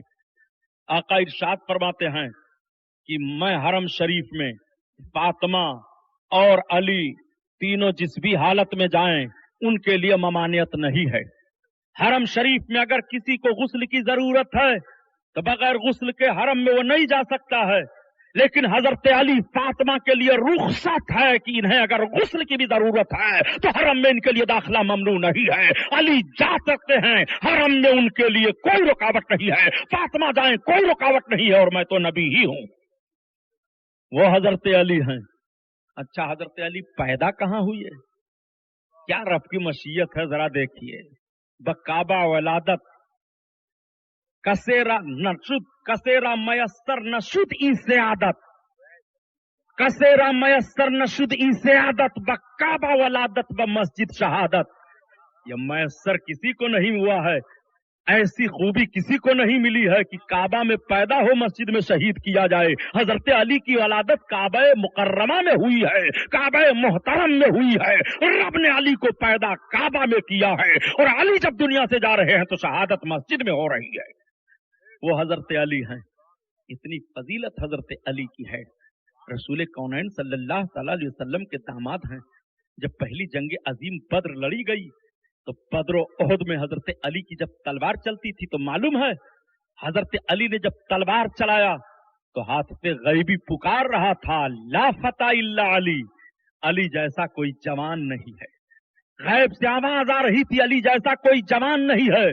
ला फता इल्ला अली ला सैफ इल्ला जुल्फिकार, और अली की तलवार जुल्फिकार जैसी कोई तलवार नहीं है। अली तुम्हारा हाथ जिस तलवार से लग जाए वो तलवार बेमिसाल है, और अली तुम्हारे जैसा कोई जवान नहीं है। शाह मर्दा शेरे अज़दा कुव्वते परवरदिगार, ला फता इल्ला अली ला सैफ इल्ला जुल्फिकार, वो हजरत अली हैं। हजरत अली की इबादत तो जरा मुलाहिजा फरमाइए, ये हजरत अली ही तो हैं कि जिनके लिए सूरज पलटाया गया था। जो नबी अली की इबादत के लिए सूरज को पलटा दें, क्या वो नबी चाह लेते तो अली के शहजादे को शहादत का माहौल करबला में आता, प्यासे रखे जाते हुसैन? अगर नबी कौनैन सल्लल्लाहु अलैहि वसल्लम ने 4 रकात नमाज अस्र की अदायगी के लिए डूबे हुए सूरज को पलटाया है, आसमान पर सूरज का निजाम बदल दिया है, खुदा की कसम इंतहा मकसूद है। रसूलुल्लाह सल्लल्लाहु अलैहि वसल्लम के नवासे को रब चाहता है कि इस तौर पर इज्जत दी जाए। हजरत इमाम हुसैन साबिर शाकिर हैं, अल्लाह के हबीब इशारा फरमाते तो करबला की सरजमीन से पानी के चश्मे उबल पड़ते, आसमान से बादल बरस जाता, मगर रब को मंजूर है कि हुसैन को ऐसे ही इज्जत दी जाएगी। पानी न मिले इज्जत मिलेगी, खाना न मिले इज्जत में अता करूंगा, हुसैन को तलवार की धार के नीचे इज्जत अता करूंगा, हुसैन की गोद में उनका शहीद बच्चा होगा इज्जत अता करूंगा, हुसैन को इतना मर्तबा मिलेगा, इतना मर्तबा मिलेगा, और ये सारे मरातिब दर्जे शहादत की छांव में रखे गए। अल्लाहु अकबर। आप जरा मुलाहजा फरमाएं, हजरत अली वो हैं कि जिनके लिए सूरज पलटाया गया। हजरत अली रदी अल्लाह ताला अन्हो हैं। मेरे आका ने एक जंग लड़ी थी जिसको जंग खैबर कहते हैं। मक्का शरीफ से 70 किलोमीटर की दूरी पर खैबर पाया जाता है। खैबर बड़ा सब्जादार इलाका था, गल्ले वगैरह की खजूरों की ज्यादा पैदावार हो रही थी। यहूदियों का बड़ा मजबूत किला था, उस किले का नाम किले कमूस था। अल्लाह के रसूल सल्लल्लाहु अलैहि वसल्लम ने उसको अपने सहाबा को लेकर के कई रोज घेरे में रखा, मगर किसी तरफ से कोई मामला हल नहीं हो पा रहा है। अल्लाह के हबीब सल्लल्लाहु अलैहि वसल्लम इरशाद फरमाते हैं, शाम आई है, सहाबा सरकार को हाला बनाए हुए हैं, मेरे आका जलवा अफरोज हैं। कुछ सहाबा अपनी तलवारों को अपने हाथ में लिए रसूल कौनैन के चेहरे मुबारक की जियारत कर रहे हैं। जंग का नक्शा तैयार किया जा रहा है, सारी बातें सोची जा रही हैं, किला को कैसे फतह किया जाए। बड़ा जबरदस्त किला है, दरवाजा तोड़ा नहीं जा सकता है।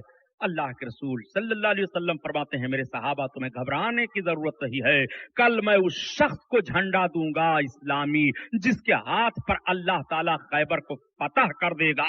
और चूंकि वो अल्लाह से मोहब्बत करता है और अल्लाह उससे मोहब्बत करता है, वो रसूलुल्लाह से मोहब्बत करता है और अल्लाह के रसूल उससे मोहब्बत करते हैं, ऐसा शख्स होगा जिसको मैं कल झंडा इस्लामी दूंगा। नाम नहीं लिया सरकार ने, सहाबा मचल गए। रात गुजर रही है, अपने नबी के फरमान पर गौर कर रहे हैं और अपनी जिंदगी पर मचल रहे हैं, काश मुझे झंडा मिल जाए, झंडा मुझे मिल जाए। फतेह की बशारत तो अल्लाह के रसूल ने दे ही दी है कि जिसको वो झंडा देंगे वही फतह करेगा। रसूलुल्लाह को मालूम है कल नबी जिसको झंडा दे देंगे वो फातिह बन जाएगा। सब मचल रहे हैं, खैबर का फातिह मैं बनूं। हर मुजाहिद सोच रहा है खैबर का फातिह मैं बनूं, हर सहाबी सोच रहे हैं खैबर का फातिह मैं बनूं।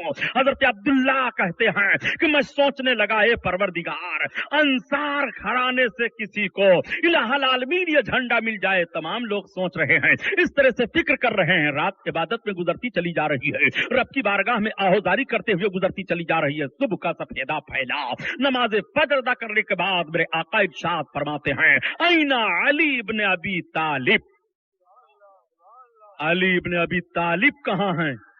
नबी कौनैन का यह फरमान जारी होता है। सहाबा देखने लगे, लबों पर मुस्कुराहट आ गई कि अली की किस्मत का सितारा इतना बुलंद है, इतना बुलंद है कि अली आज अपनी किस्मत पर जिस तरह भी नाज करें कम है। लोगों ने अर्ज किया, या रसूल अल्लाह, हजरत अली को आशोबे चश्म हो गया है, आपकी आंखें आ गई हैं। नबी कौनैन सल्लल्लाहु अलैहि वसल्लम ने फरमाया, बुलाओ तो अली को। हजरत अली आए, आंखें दुख रही हैं। नबी कौनैन ने फरमाया, अली तुम्हारा क्या हाल है? कैफा हाल का या अली, अली तुम्हारा क्या हाल है? अर्ज करते हैं या रसूल अल्लाह मेरी आंखें आ गई हैं, मुझे आशोबे चश्म है। नबी कौनैन ने फरमाया आंखें खोलो। आंखें खोल दे हैं। सरकार ने अपना लुआब शरीफ लिया, थूक मुबारक, और हजरत अली की आंख में फेर दिया। नबी का थूक लगना था कि आंख ठीक हो गई। जरा उन लोगों से पूछिए जो कहते हैं कि जैसे हम इंसान हैं ऐसे रसूलुल्लाह इंसान है, फर्क इतना है कि उनको नबूवत मिल गई, नबी हो गए, रसूल हो गए, और हम भी इंसान हैं, वो भी इंसान है। माज़अल्लाह, जरा अपना चेहरा तो आईना में देख लो। तुम ऐसे इंसान हो तो जब तुम्हारे घर तुम्हारे बच्चे की आंख आ जाए तो अपना थूक निकाल करके आंख में लगाओ, बजाय रोशनी आने के अंधा हो जाएगा। ये रसूलुल्लाह सल्लल्लाहु अलैहि वसल्लम के लुआब पाक की बरकत है कि दुखती हुई आंख में लग जाए तो आंख को शिफा मिल जाती है। और तुम्हारे थूक का हाल यह है कि लिखा रहता है यहां थूकना मना है, वहां थूकना मना है, वहां थूकना मना है। आप जरा देखो प्यारे अपने चेहरे को आईना में, फिर सीरत रसूल पढ़ो। हजरत अली की आंखें ठीक हो गई, हजरत अली अच्छे हो गए। आका ने झंडा उठाया, अली इस झंडा को लो। हजरत अली रदी अल्लाह ताला अन्हु ने झंडा को ले लिया। मेरे आका ने चढ़ाई का हुक्म दे दिया। हजरत अली रसूल कौनैन सल्लल्लाहु अलैहि वसल्लम के फरमान के मुताबिक जब मस्ताना वार बढ़े हैं खैबर की तरफ, अल्लाह अकबर, मेरे आका ने तो फरमा ही दिया था कि उसको झंडा दूंगा जो अल्लाह से मोहब्बत करता है, और अल्लाह उससे मोहब्बत करता है। अल्लाह के रसूल ने निशानदेही फरमा दी थी, अली की वो जात है कि अल्लाह मोहब्बत करता है, अली को अल्लाह चाहता है और अल्लाह के रसूल चाह रहे हैं। रसूलुल्लाह ने ये भी सनद अता फरमा दी। और रसूलुल्लाह जिसको हुब्बे इलाही की सनद अता फरमा दें तो क्या वो सनद रद्द हो सकती है? अल्लाह के हबीब जिसको डिग्री अता फरमा दें, और कौन सी डिग्री दी जा रही है? मोहब्बत की डिग्री दी जा रही है। इल्म की डिग्री तो अल्लाह के रसूल ने अता फरमा ही दिया, मोहब्बत की डिग्री अता फरमा रहे हैं। हजरत अली ने ऐसी जंग की कि जब किला के दरवाजा के करीब पहुंचे तो उस दरवाजा को हजरत अली ने अपने हाथ से उखाड़ा, उठा करके फेंका। 40 सहाबा बहादुर किस्म के उस दरवाजा को उठाने लगे जमीन से, तो वो दरवाजा इतना वजनी था कि उठ नहीं रहा था। उसको हजरत अली ने एक झटके में उखाड़ करके फेंक दिया था। वो हजरत अली रदी अल्लाह ताला अन्हु हैं। हजरत अली जब अपने तलवार का जौहर दिखाते हैं तो जरा देखो तो अली कौन है। मैदान इबादत में देखो तो अली बेमिसाल हैं, मैदान मोहब्बत में देखो तो अली बेमिसाल हैं, शहादत के मैदान में हजरत अली को देखो तो बेमिसाल हैं। हजरत अली को जहां जहां देखो बेमिसाल हैं। हिकमत का मैदान हो, शहादत का मैदान हो, रियाजत का मैदान हो, इबादत का मैदान हो, मार्फत का मैदान हो, शफकत का मैदान हो, मोहब्बत का मैदान हो, हजरत अली हर मैदान में रसूल कौनैन सल्लल्लाहु अलैहि वसल्लम के शहदाइयों में मोहब्बत के पहलवान दिखाई दे रहे हैं। वो हजरत अली हैं। हजरत अली रदी अल्लाह ताला अन्हु जब जंग खंदक का वाकया पेश आया था, ये तीसरी जंग अजीम है। अल्लाह के रसूल सल्लल्लाहु अलैहि वसल्लम के हयाती ज़ाहिरी में पहली जंग अजीम बद्र, दूसरी उहद, और तीसरी ग़ज़वे खंदक जिसको ग़ज़वे अहज़ाब कहा जाता है। ये कैसी लड़ाई थी? बड़ी भयानक लड़ाई थी। ये बड़ा मामला था। सीरत रसूल सल्लल्लाहु अलैहि वसल्लम पर जो कैसेटें चल रही हैं उसमें इन सारी लड़ाइयों का जिक्र है। आप कैसेटों को खरीदो और अपने घर रखो। जब आपको तन्हाई मिले, सुकून मिले तो दीनी कैसेटें सुना करो। नबी कौनैन की सीरत को सुन करके अपने ईमान को ताजा कर लिया करो। आओ देखो, मक्का के काफिरों ने बड़ी जबरदस्त चढ़ाई की थी, बहुत जबरदस्त चढ़ाई की है। अल्लाह के रसूल सल्लल्लाहु अलैहि वसल्लम को इत्तला मिल गई। मेरे सरकार ने सहाबा का मशवरा लिया। हजरत सलमान फारसी के मशवरे पर मदीना शरीफ के 3 तरफ खंदक खोदी गई। एक तरफ से रास्ता आने का नहीं था, उधर से पहाड़ियां थी, खजूर के दरख्त थे, वो अपने घोड़ों को या छलांग लगा करके नहीं आ सकते थे जल्दी। अल्लाह के हबीब सल्लल्लाहु ताला अलैहि वसल्लम ने ये तरकीब हजरत सलमान फारसी के मशवरे पर मंजूर फरमाया, सहाबा ने मंजूर कर लिया। चढ़ाए मक्का के कुफ्फार अल्लाह के हबीब सल्लल्लाहु ताला अलैहि वसल्लम ने लगा दिया, इसी रास्ते से लोग दाखिल होंगे, मुकाबला किया जाए। सहाबा डट गए मुकाबले के लिए। तीरों की बरसात हुई, रोक लिया सहाबा ने। पत्थर फेंके गए, रोक लिया सहाबा ने। सहाबा बाढ़ बन गए हैं, खंदक को पार नहीं होने देते हैं। اللہ کے رسول صلی اللہ علیہ وسلم کے شہدائیوں نے اپنے جان کی قربانی پیش کرنے کے لیے عہد کر لیا ہے کہ میری جان چلی جائے مگر خندق کو پار کر کے مدینہ میں نہیں آنے دوں گا. بہادری سے لڑ رہے ہیں, کوئی نتیجہ نہیں نکل رہا ہے. تب تک عمرو ابن عبد ود یہ نکلا, یہ اتنا بڑا شہزور تھا. اس نے چیلنج کر دیا کہ تیروں کی بارش, تلواروں کی جھنکار میں چھلانگ لگاؤں گا اور خندق کو پار کر کے میں راستہ دوں گا اپنے بہادروں کو, پھر مدینہ پر حملہ کیا جائے گا.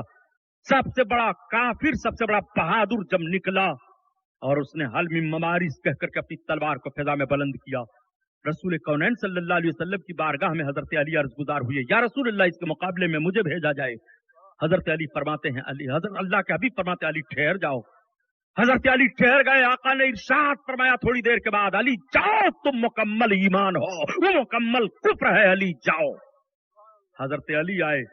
جب سامنے مقابلہ ہوا تو اللہ کے رسول فرماتے ہیں, اے میرے صحابہ, مکمل ایمان مکمل کفر سے ٹکرا گیا ہے, اللہ فتح دے دے. اللہ کے حبیب صلی اللہ علیہ وسلم دعا مانگ رہے ہیں. مورخ تاریخ لکھنے پر حیران ہو جاتا ہے کہ تھوڑے ہی دیر میں اس کو یعنی عمرو ابن ود کو حضرت علی نے ایسے ہی کاٹ کر کے زمین پر گرایا جیسے کوئی چھری سے کوئی کھیرا ککڑی کاٹ کر کے پھینک دے, ایسے ہی اس کو کاٹ کر کے پھینک دیا. جب گرا تو اللہ کے حبیب نے نعرہ مارا اور فرمایا, آج آدھا کفر علی کی تلوار سے کٹ گیا. وہ حضرت علی ہیں. حضرت علی کو کہاں کہاں دیکھو گے, کس کس میدان میں حضرت علی کو دیکھو گے. حضرت علی رضی اللہ تعالیٰ عنہ کی عبادت و ریاضت کس طرح سے دیکھو گے. خدا کی قسم آج بھی حضرت علی کی نماز بڑی مشہور ہے. کیسی نماز پڑھتے تھے حضرت علی, کیسا عرفان ان کو حاصل تھا. حضرت مولائے کائنات کو تیر لگا, تیر نکال رہے ہیں, نہیں نکل رہا ہے. اگر ایسے ہی تیر کھینچا جائے تو گوشت کا کچھ لوتھڑا نکل آتا, بڑی تکلیف ہو رہی ہے. عرض کیا کیسے نکالا جائے آپ کے جسم سے تیر کو. آپ نے فرمایا جب میں نماز پڑھنے کے لیے کھڑا ہو جاؤں تو میرے جسم سے تیر کو کھینچ لینا. ذرا نماز کی محویت ملاحظہ فرماؤ, حضرت علی کی نماز کیسی نماز ہے. حضرت علی رضی اللہ تعالیٰ عنہ جب نماز پڑھنے کے لیے نیت باندھتے ہیں تو تیر کھینچ لیا جاتا ہے. کھینچنے والے بیان کرتے ہیں کہ حضرت علی کی زبان سے سی تک نہیں نکلا. وہی عبادت کا جوہر اور اس عبادت کی لذت میں مہو ہے حضرت علی رضی اللہ تعالیٰ عنہ. وہ حضرت علی ہیں, ایسے جامع کرامات ہیں حضرت علی, ایسے عابد و زاہد ہیں حضرت علی, داماد رسول ہیں حضرت علی, نبی کونین صلی اللہ تعالیٰ علیہ وسلم کے وارث ہیں حضرت علی, نبی کے محبوب ہیں حضرت علی. حضرت علی رضی اللہ تعالیٰ عنہ کو جنت کی بشارت اللہ کے رسول نے عطا فرما دیا اور ارشاد فرمایا کہ مومنوں کے سردار علی ہیں, مسلمین کے سردار علی ہیں, سفید منہ والوں کے سردار علی ہیں. اللہ اکبر. آقا کریم صلی اللہ تعالیٰ علیہ وسلم نے ان فضیلتوں کو صحابہ کے سامنے بیان کر کے حضرت علی کی فضیلت کو سمجھا دیا. وہ حضرت مولائے کائنات ہیں. مولائے کائنات کی زندگی سمجھو تو رسول کونین کی عظمت بھی آپ کے دل میں بیٹھ جائے گی. اللہ کے حبیب صلی اللہ علیہ وسلم نے ارشاد فرمایا کہ قضا کا 9 حصہ علی کو دیا گیا ہے اور 1 حصہ دوسرے لوگوں کو دیا گیا ہے. ذرا حضرت علی کا فیصلہ ملاحظہ کرو. حضرت علی فیصلہ بھی بڑے اچھے انداز سے دیا کرتے تھے. حضرت علی ایسے انداز سے فیصلہ دیا کرتے تھے, ایسے انداز سے فیصلہ دیا کرتے تھے کہ لوگ حیران رہ جایا کرتے تھے. یہ حضرت علی کا فیصلہ ہے. ایک مرتبہ ایک مقدمہ حضرت علی کے سامنے پیش آیا. ایک جوان آیا, ایک عورت آئی, دونوں لڑتے جھگڑتے آ گئے. جوان نے مقدمہ پیش کر دیا, اے مولائے کائنات, یہ میری بیوی ہے, میں اس کا شوہر ہوں, لیکن میں جب اس کے قریب جانا چاہتا ہوں تو مجھ کو نفرت پیدا ہو جاتی ہے اور یہ مجھ کو اپنے قریب بلاتی ہے تو مجھ کو انتہائی نفرت پیدا ہوتی ہے. یہی جھگڑا ہو گیا ہے. حضرت علی رضی اللہ تعالیٰ عنہ نے فرمایا اچھا تم دور ہٹ جاؤ, ذرا نگاہ علی تو ملاحظہ فرماؤ. جوان کو دور ہٹایا. آپ نے فرمایا عورت سچ سچ بتا جو میں تجھ سے پوچھوں, صحیح صحیح کہنا تو. عورت سہمی کہ حضرت علی کیا پوچھیں گے, امیر المومنین پوچھئے میں بتاؤں گی. حضرت علی نے ارشاد فرمایا بتا, تو امید سے کی تھی کہ نہیں, تیرے پیٹ میں بچہ تھا کہ نہیں. اس نے کہا تھا. کہا جب بچہ پیدا ہوا تو قوم کے ڈر کی وجہ سے, آبادی میں تانا زنی کے ڈر کی وجہ سے تو آبادی سے باہر एक रास्ते के करीब अपने बच्चे को फेंक कर चली आई थी कि नहीं सही है? औरत ने सर शर्म से झुका लिया, कहा अमीरुल मोमिनीन सही है। कहा जब तू उस बच्चे को वहां फेंक करके आने लगी तो उस बच्चे पर एक कुत्ता हमला आवर हुआ, तूने घूम कर देखा, तेरा ममता जोश में आ गया, तेरी मोहब्बत गालिब आ गई, तुमने एक पत्थर उठाया था और उस कुत्ते को मारा था। कुत्ता तो भाग गया लेकिन वो पत्थर उस बच्चे को लग गया था, बच्चा चीख पड़ा था, तू डर के वजह से भागी थी, सही है कि नहीं? औरत ने कहा अमीरुल मोमिनीन सही है। आपने फरमाया उस बच्चा को एक तिजारती काफिला वाले आ रहे थे, उन्होंने ले लिया, वो पा गए, उस बच्चा को ले गए, उसकी परवरिश किया, वो बच्चा जवान हुआ, वो बच्चा खुद कफील हुआ। ए औरत तू क्यों झगड़ रही है? वो तेरा शौहर नहीं है, वो तेरा बेटा है, तो उसकी माँ है। फिर बच्चे को बुलाया, कहा औरत देख जो तूने पत्थर मारा था उसका निशान इसके सर में पाया जा रहा है, ये हजरत अली का फैसला है। औरत के राज को छुपाया किस तरह से और जवान को बताया किस तरह से, तू इसका बेटा है, ये तेरी माँ है। हजरत अली के फरासत ने कितने बड़े अजीम गुनाह से उन दोनों को बचा लिया। हजरत अली को 9 हिस्सा कुव्वत फैसले की हासिल है। वो हजरत अली हैं। जब हजरत अली की निगाह का ये आलम है तो अब यही जुमला मैं दोहरा देता हूं कि रसूलुल्लाह की नजर करम का आलम क्या होगा। जब उनके गादा भर देते हैं शाहाने ज़माना की झोली, मुहताज का जब ये आलम है, मुख्तार का आलम क्या होगा? मुहताज का जब ये आलम है। अल्लाह अल्लाह, हजरत अली जैसा साबिर कोई नहीं है। हजरत अली का सब्र भी बेमिसाल है। हजरत अली रदी अल्लाह ताला अन्हो, एक मर्तबा खातून जन्नत से कुछ बात हो गई, हजरत फातिमा जहरा से कुछ दिल शिकनी हुई, मौलाए कायनात चले आए, मस्जिद में लेट गए, नंगी पीठ लेट गए मस्जिद में। अल्लाह के हबीब सल्लल्लाहु अलैहि वसल्लम अपनी बेटी हजरत फातिमा के घर गए, इरशाद फरमाया फातिमा कहाँ, अली कहाँ हैं? अर्ज करती हैं या रसूल अल्लाह कुछ ऐसे बात हो गई, मैंने कह दिया, वो कुछ खुफगी जाहिर किए, बाहर चले गए। मेरे आका तलाशने लगे अली कहाँ गए हैं। सरकार तलाशते हुए गए, हजरत अली को देखते हैं तो आप सोए हुए हैं मस्जिद में और कंकरियां आपके पुष्ट पर लगी हुई हैं, मिट्टियों का निशान बन गया। मेरे आका पहुंचते हैं हजरत अली के जिस्म पर, अपना दस्ते नबूवत लगाते हुए फरमाते हैं कुम या अली, कुम या अली, कुम या अबा तुराब, ए अबू तुराब उठ जाओ, ए अबू तुराब उठ जाओ। अल्लाह के हबीब का फरमान था। हजरत अली आंखें खोल देते हैं तो देखा कि मेरे आका जलवा अफरोज हैं, उठ गए सरकार के सामने। आका ने इरशाद फरमाया हजरत अली को अबू तुराब, ये अबू तुराब का लक़ब दे दिया। हजरत अली फरमाया करते हैं मुझको अपने सारे नामों में सबसे ज्यादा पसंदीदा यही नाम है जिस नाम को अल्लाह के रसूल ने मुझको जमीन से बेदार करते हुए फरमाया था कुम या अबा तुराब, ए अबू तुराब उठ जाओ। वो हजरत अली हैं, रसूलुल्लाह के दरबार से उनको लक़ब अबू तुराब का मिलता है। सरकार जिसको जो चाहे लक़ब अता फरमा दें। हजरत अबू हुरैरा सरकार के एक सहाबी हैं, उनको बिल्ली के बच्चों से बड़ा प्यार था। वो अपनी आस्तीन में अपनी गोद में बिल्लियों का बच्चा लिए रहते थे। आका की निगाह पड़ गई, आका इरशाद फरमाते हैं या अबा हुरैरा, ए बिल्लियों के बाप, तो उनका नाम सब भूल गए, अबू हुरैरा ही कहने लगे। मेरे आका सल्लल्लाहु ताला अलैहि वसल्लम के मुकद्दस ज़बान पाक से जिसके लिए जो निकले उसको वही मिल जाता है। हजरत अली को अबू तुराब कह दिया है। अल्लाह के रसूल सल्लल्लाहु अलैहि वसल्लम ने इतना अजीम दर्जा हजरत अली को फरमाया। अरे प्यारे अली का हाल तो ये है, हाल ये है हजरत अली का। कुर्बान जाओ हजरत अली की अजमत पर। आज हजरत अली रोजा से हैं, नबी कौनैन की शहजादी रोजा से हैं।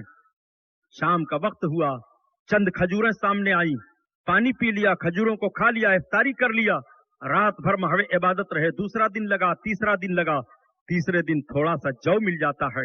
اللہ کے رسول صلی اللہ علیہ وسلم کے داماد حضرت علی جو کو لا کر کے خاتون جنت فاطمہ زہرا کو دے دیا، فاطمہ اس جو کا آٹا تیار کرو، روٹی تیار کی جائے۔ حضرت خاتون جنت نے آٹا تیار کر کے جب روٹی بنائی ہے تو دروازے پر فقیر صدا دیتا ہے، اے نبی کی بیٹی میں بھوکا ہوں 3 دن کا۔ حضرت خاتون جنت نے تینوں روٹی اٹھا کر کے فقیر کی جھولی میں دے دیا، فقیر چلا گیا۔ مولا کائنات آتے ہیں، صدقہ کر دیا گیا روٹی، فقیر کو دے دی گئی ہے روٹی۔ ایسے صبر کرنے والے محمد کے گھر آنے والے ہیں، لوگوں کو کھلا دیتے ہیں مگر خود نہیں کھاتے ہیں۔ صبر کا پیغام لینا ہو تو حضرت علی سے لو، صبر کا درس لینا ہو تو حضرت علی سے لو، صبر کا وصول ضابطہ لینا ہو تو حضرت علی سے لو۔ صبر حضرت علی سے کے گھر سے مل رہا ہے، جنت حضرت علی کے گھر سے ملے، جنت کا کھانا حضرت علی کے گھر سے ملے، جنت کا پروانہ حضرت علی سے ملے، رسول کونین کی محبت حضرت علی سے ملے۔ علی کا دروازہ چھوڑ دینے کے بعد نبی کے دروازہ پر نہیں پہنچ سکتے ہو، تمہیں پہلے علی کے دروازہ پر جانا ہوگا، تب تم نبی کے دروازہ پر جاؤ گے، اور جب تم نبی کے دروازہ پر پہنچ گئے تو تم خدا تک پہنچ گئے۔ اسی لیے تو اعلیٰ حضرت عظیم البرکت ترجمانی فرما رہے ہیں، با خدا خدا کا یہی ہے در، نہیں اور کوئی فرما کر، جو وہاں سے ہو تو یہیں آ کے ہو، جو یہاں نہیں تو وہاں نہیں۔ اللہ اللہ، وہ حضرت علی رضی اللہ تعالیٰ عنہ ہیں، یہ نبی کونین صلی اللہ علیہ وسلم کا دربار عالی ہے۔ کہاں کہاں علی کو دیکھو، علی کو جدھر بھی دیکھو علی بے مثال دکھائی دے رہے ہیں۔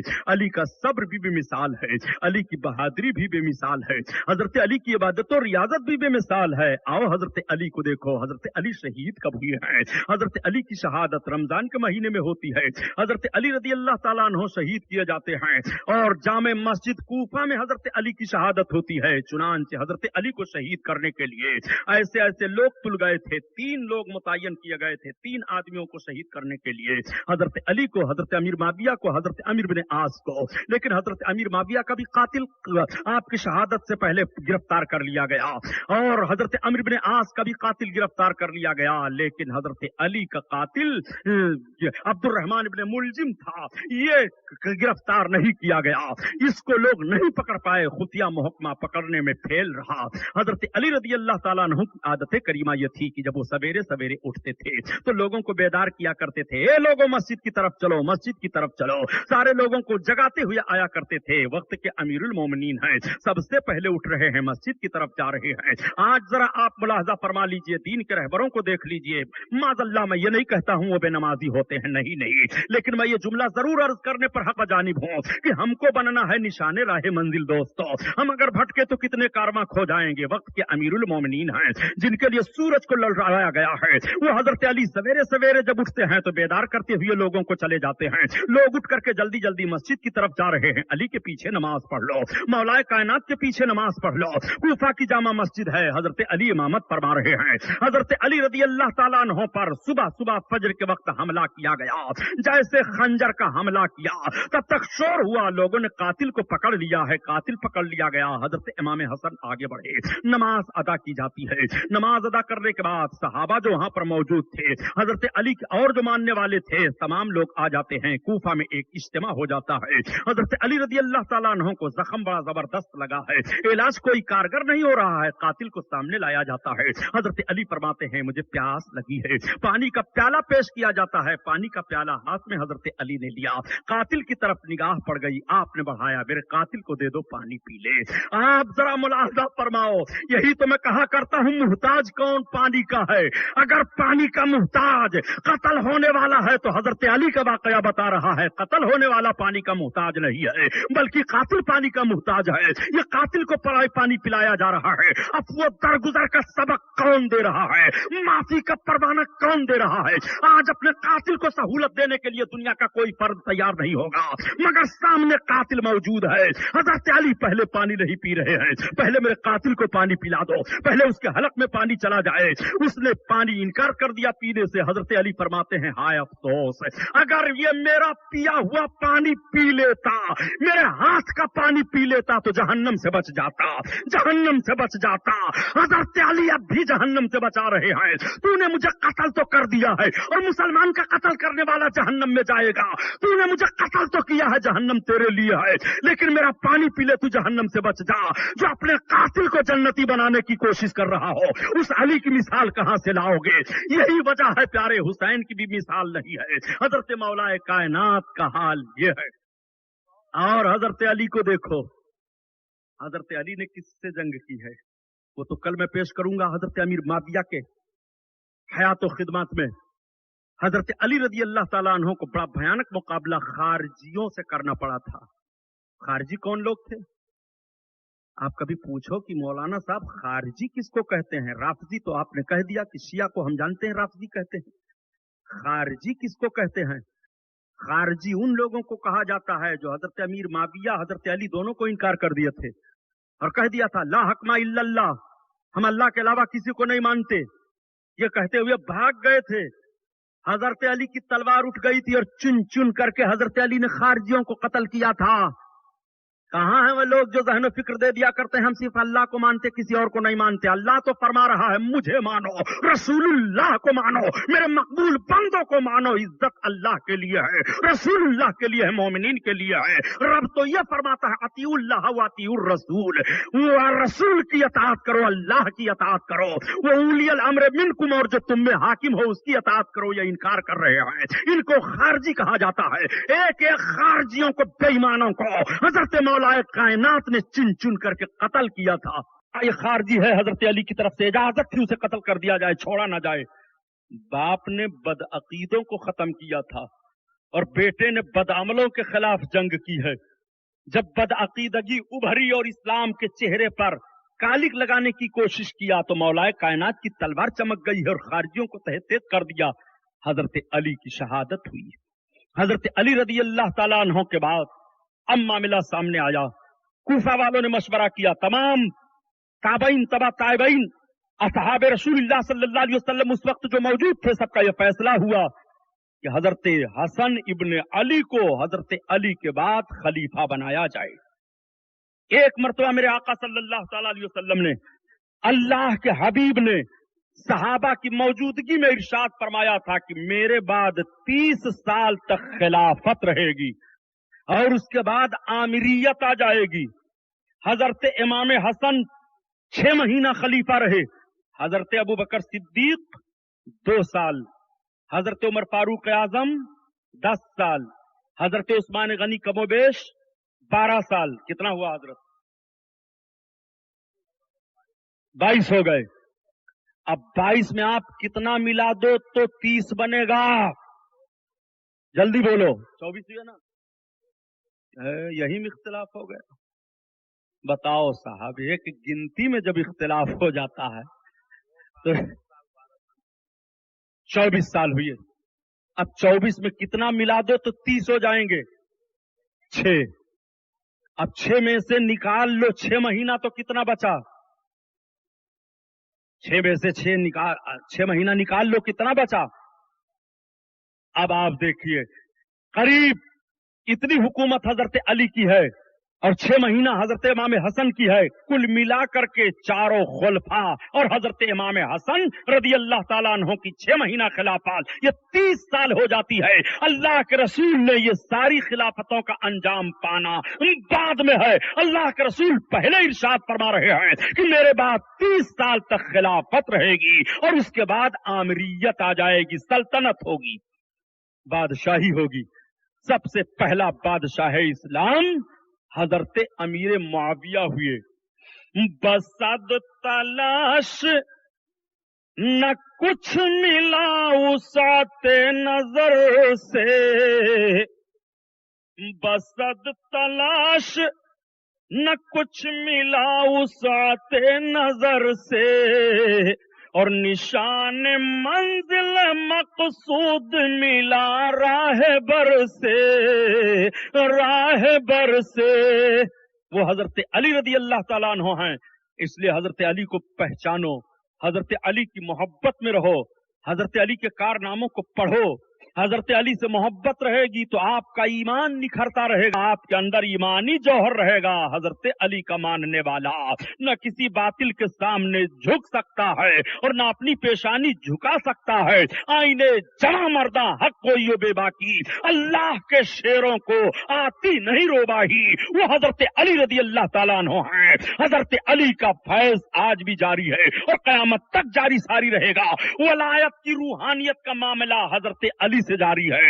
نبی کونین سے حضرت علی کو ملا، حضرت علی سے سب کو مل رہا ہے، سارا بٹا بڑھ رہا ہے اور قیامت تک بٹتا چلا جائے گا۔ یہ سارے سمندر حضرت علی کے سینہ سے جاری ہے۔ یہ قادری سمندر ہے، یہ چشتی سمندر ہے، یہ سہروردی سمندر ہے، یہ نقشبندی سمندر ہے، یہ برکاتی سمندر ہے، یہ صابری سمندر ہے، یہ ساری نہریں جاری ہیں تو حضرت علی سے جاری ہیں۔ حضرت علی کی عظیم ذات ہے۔ رب تعالیٰ ارشاد فرماتا ہے ان الانسان لفی خسر والعصر ان الانسان لفی خسر، محبوب تمہارے زمانے کی قسم ہے، انسان گھاٹے میں ہے، الا الذین آمنوا وعملوا الصالحات، ہاں وہ لوگ جو ایمان لائے اور اچھا عمل کیے، وتواصوا بالحق وتواصوا بالصبر، اس سے مراد حضرت عمر ہیں، حضرت ابو بکر ہیں، اللہ کے حبیب کے یہ دیوانے ہیں، اس لیے انسان گھاٹے میں ہے۔ اگر اچھا عمل نہیں ہے تو گھاٹے میں ہے، ایمان نہیں ہے تو گھاٹے میں ہے۔ اس لیے میرے دوستو ایماندار بن کر کے جیو، ایماندار بن کر کے مرو اور عمل صالح کرو۔ رب قرآن میں بیان فرماتا ہے الا الذین آمنوا وعملوا الصالحات فلہم اجر غیر ممنون، جو لوگ ایمان لائے اور اچھا عمل کیے ان کے لیے بے شمار اجر ہے، ان کے لیے بے شمار اجر ہے۔ اور کیا ہے پیغام کربلا؟ قتل حسین اصل میں مرگ یزید ہے، اسلام زندہ ہوتا ہے ہر کربلا کے بعد۔ کل حضرت امیر معاویہ اور حضرت امام حسین کے تعلق سے بیان سننے کے لیے تشریف لائیے گا۔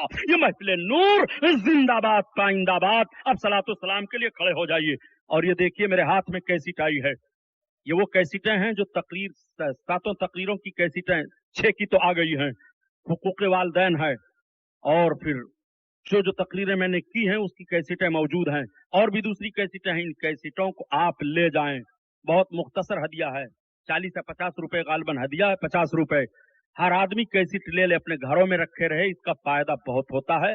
40-50 روپے تو یوں ہی چار پان میں اڑ جاتے ہیں یار، ایک دینی کیسٹ رکھے رہو۔ یہ محفل نور زندہ باد پائندہ باد۔ اب کھڑے ہو کر صلاۃ والسلام پڑھ لیں۔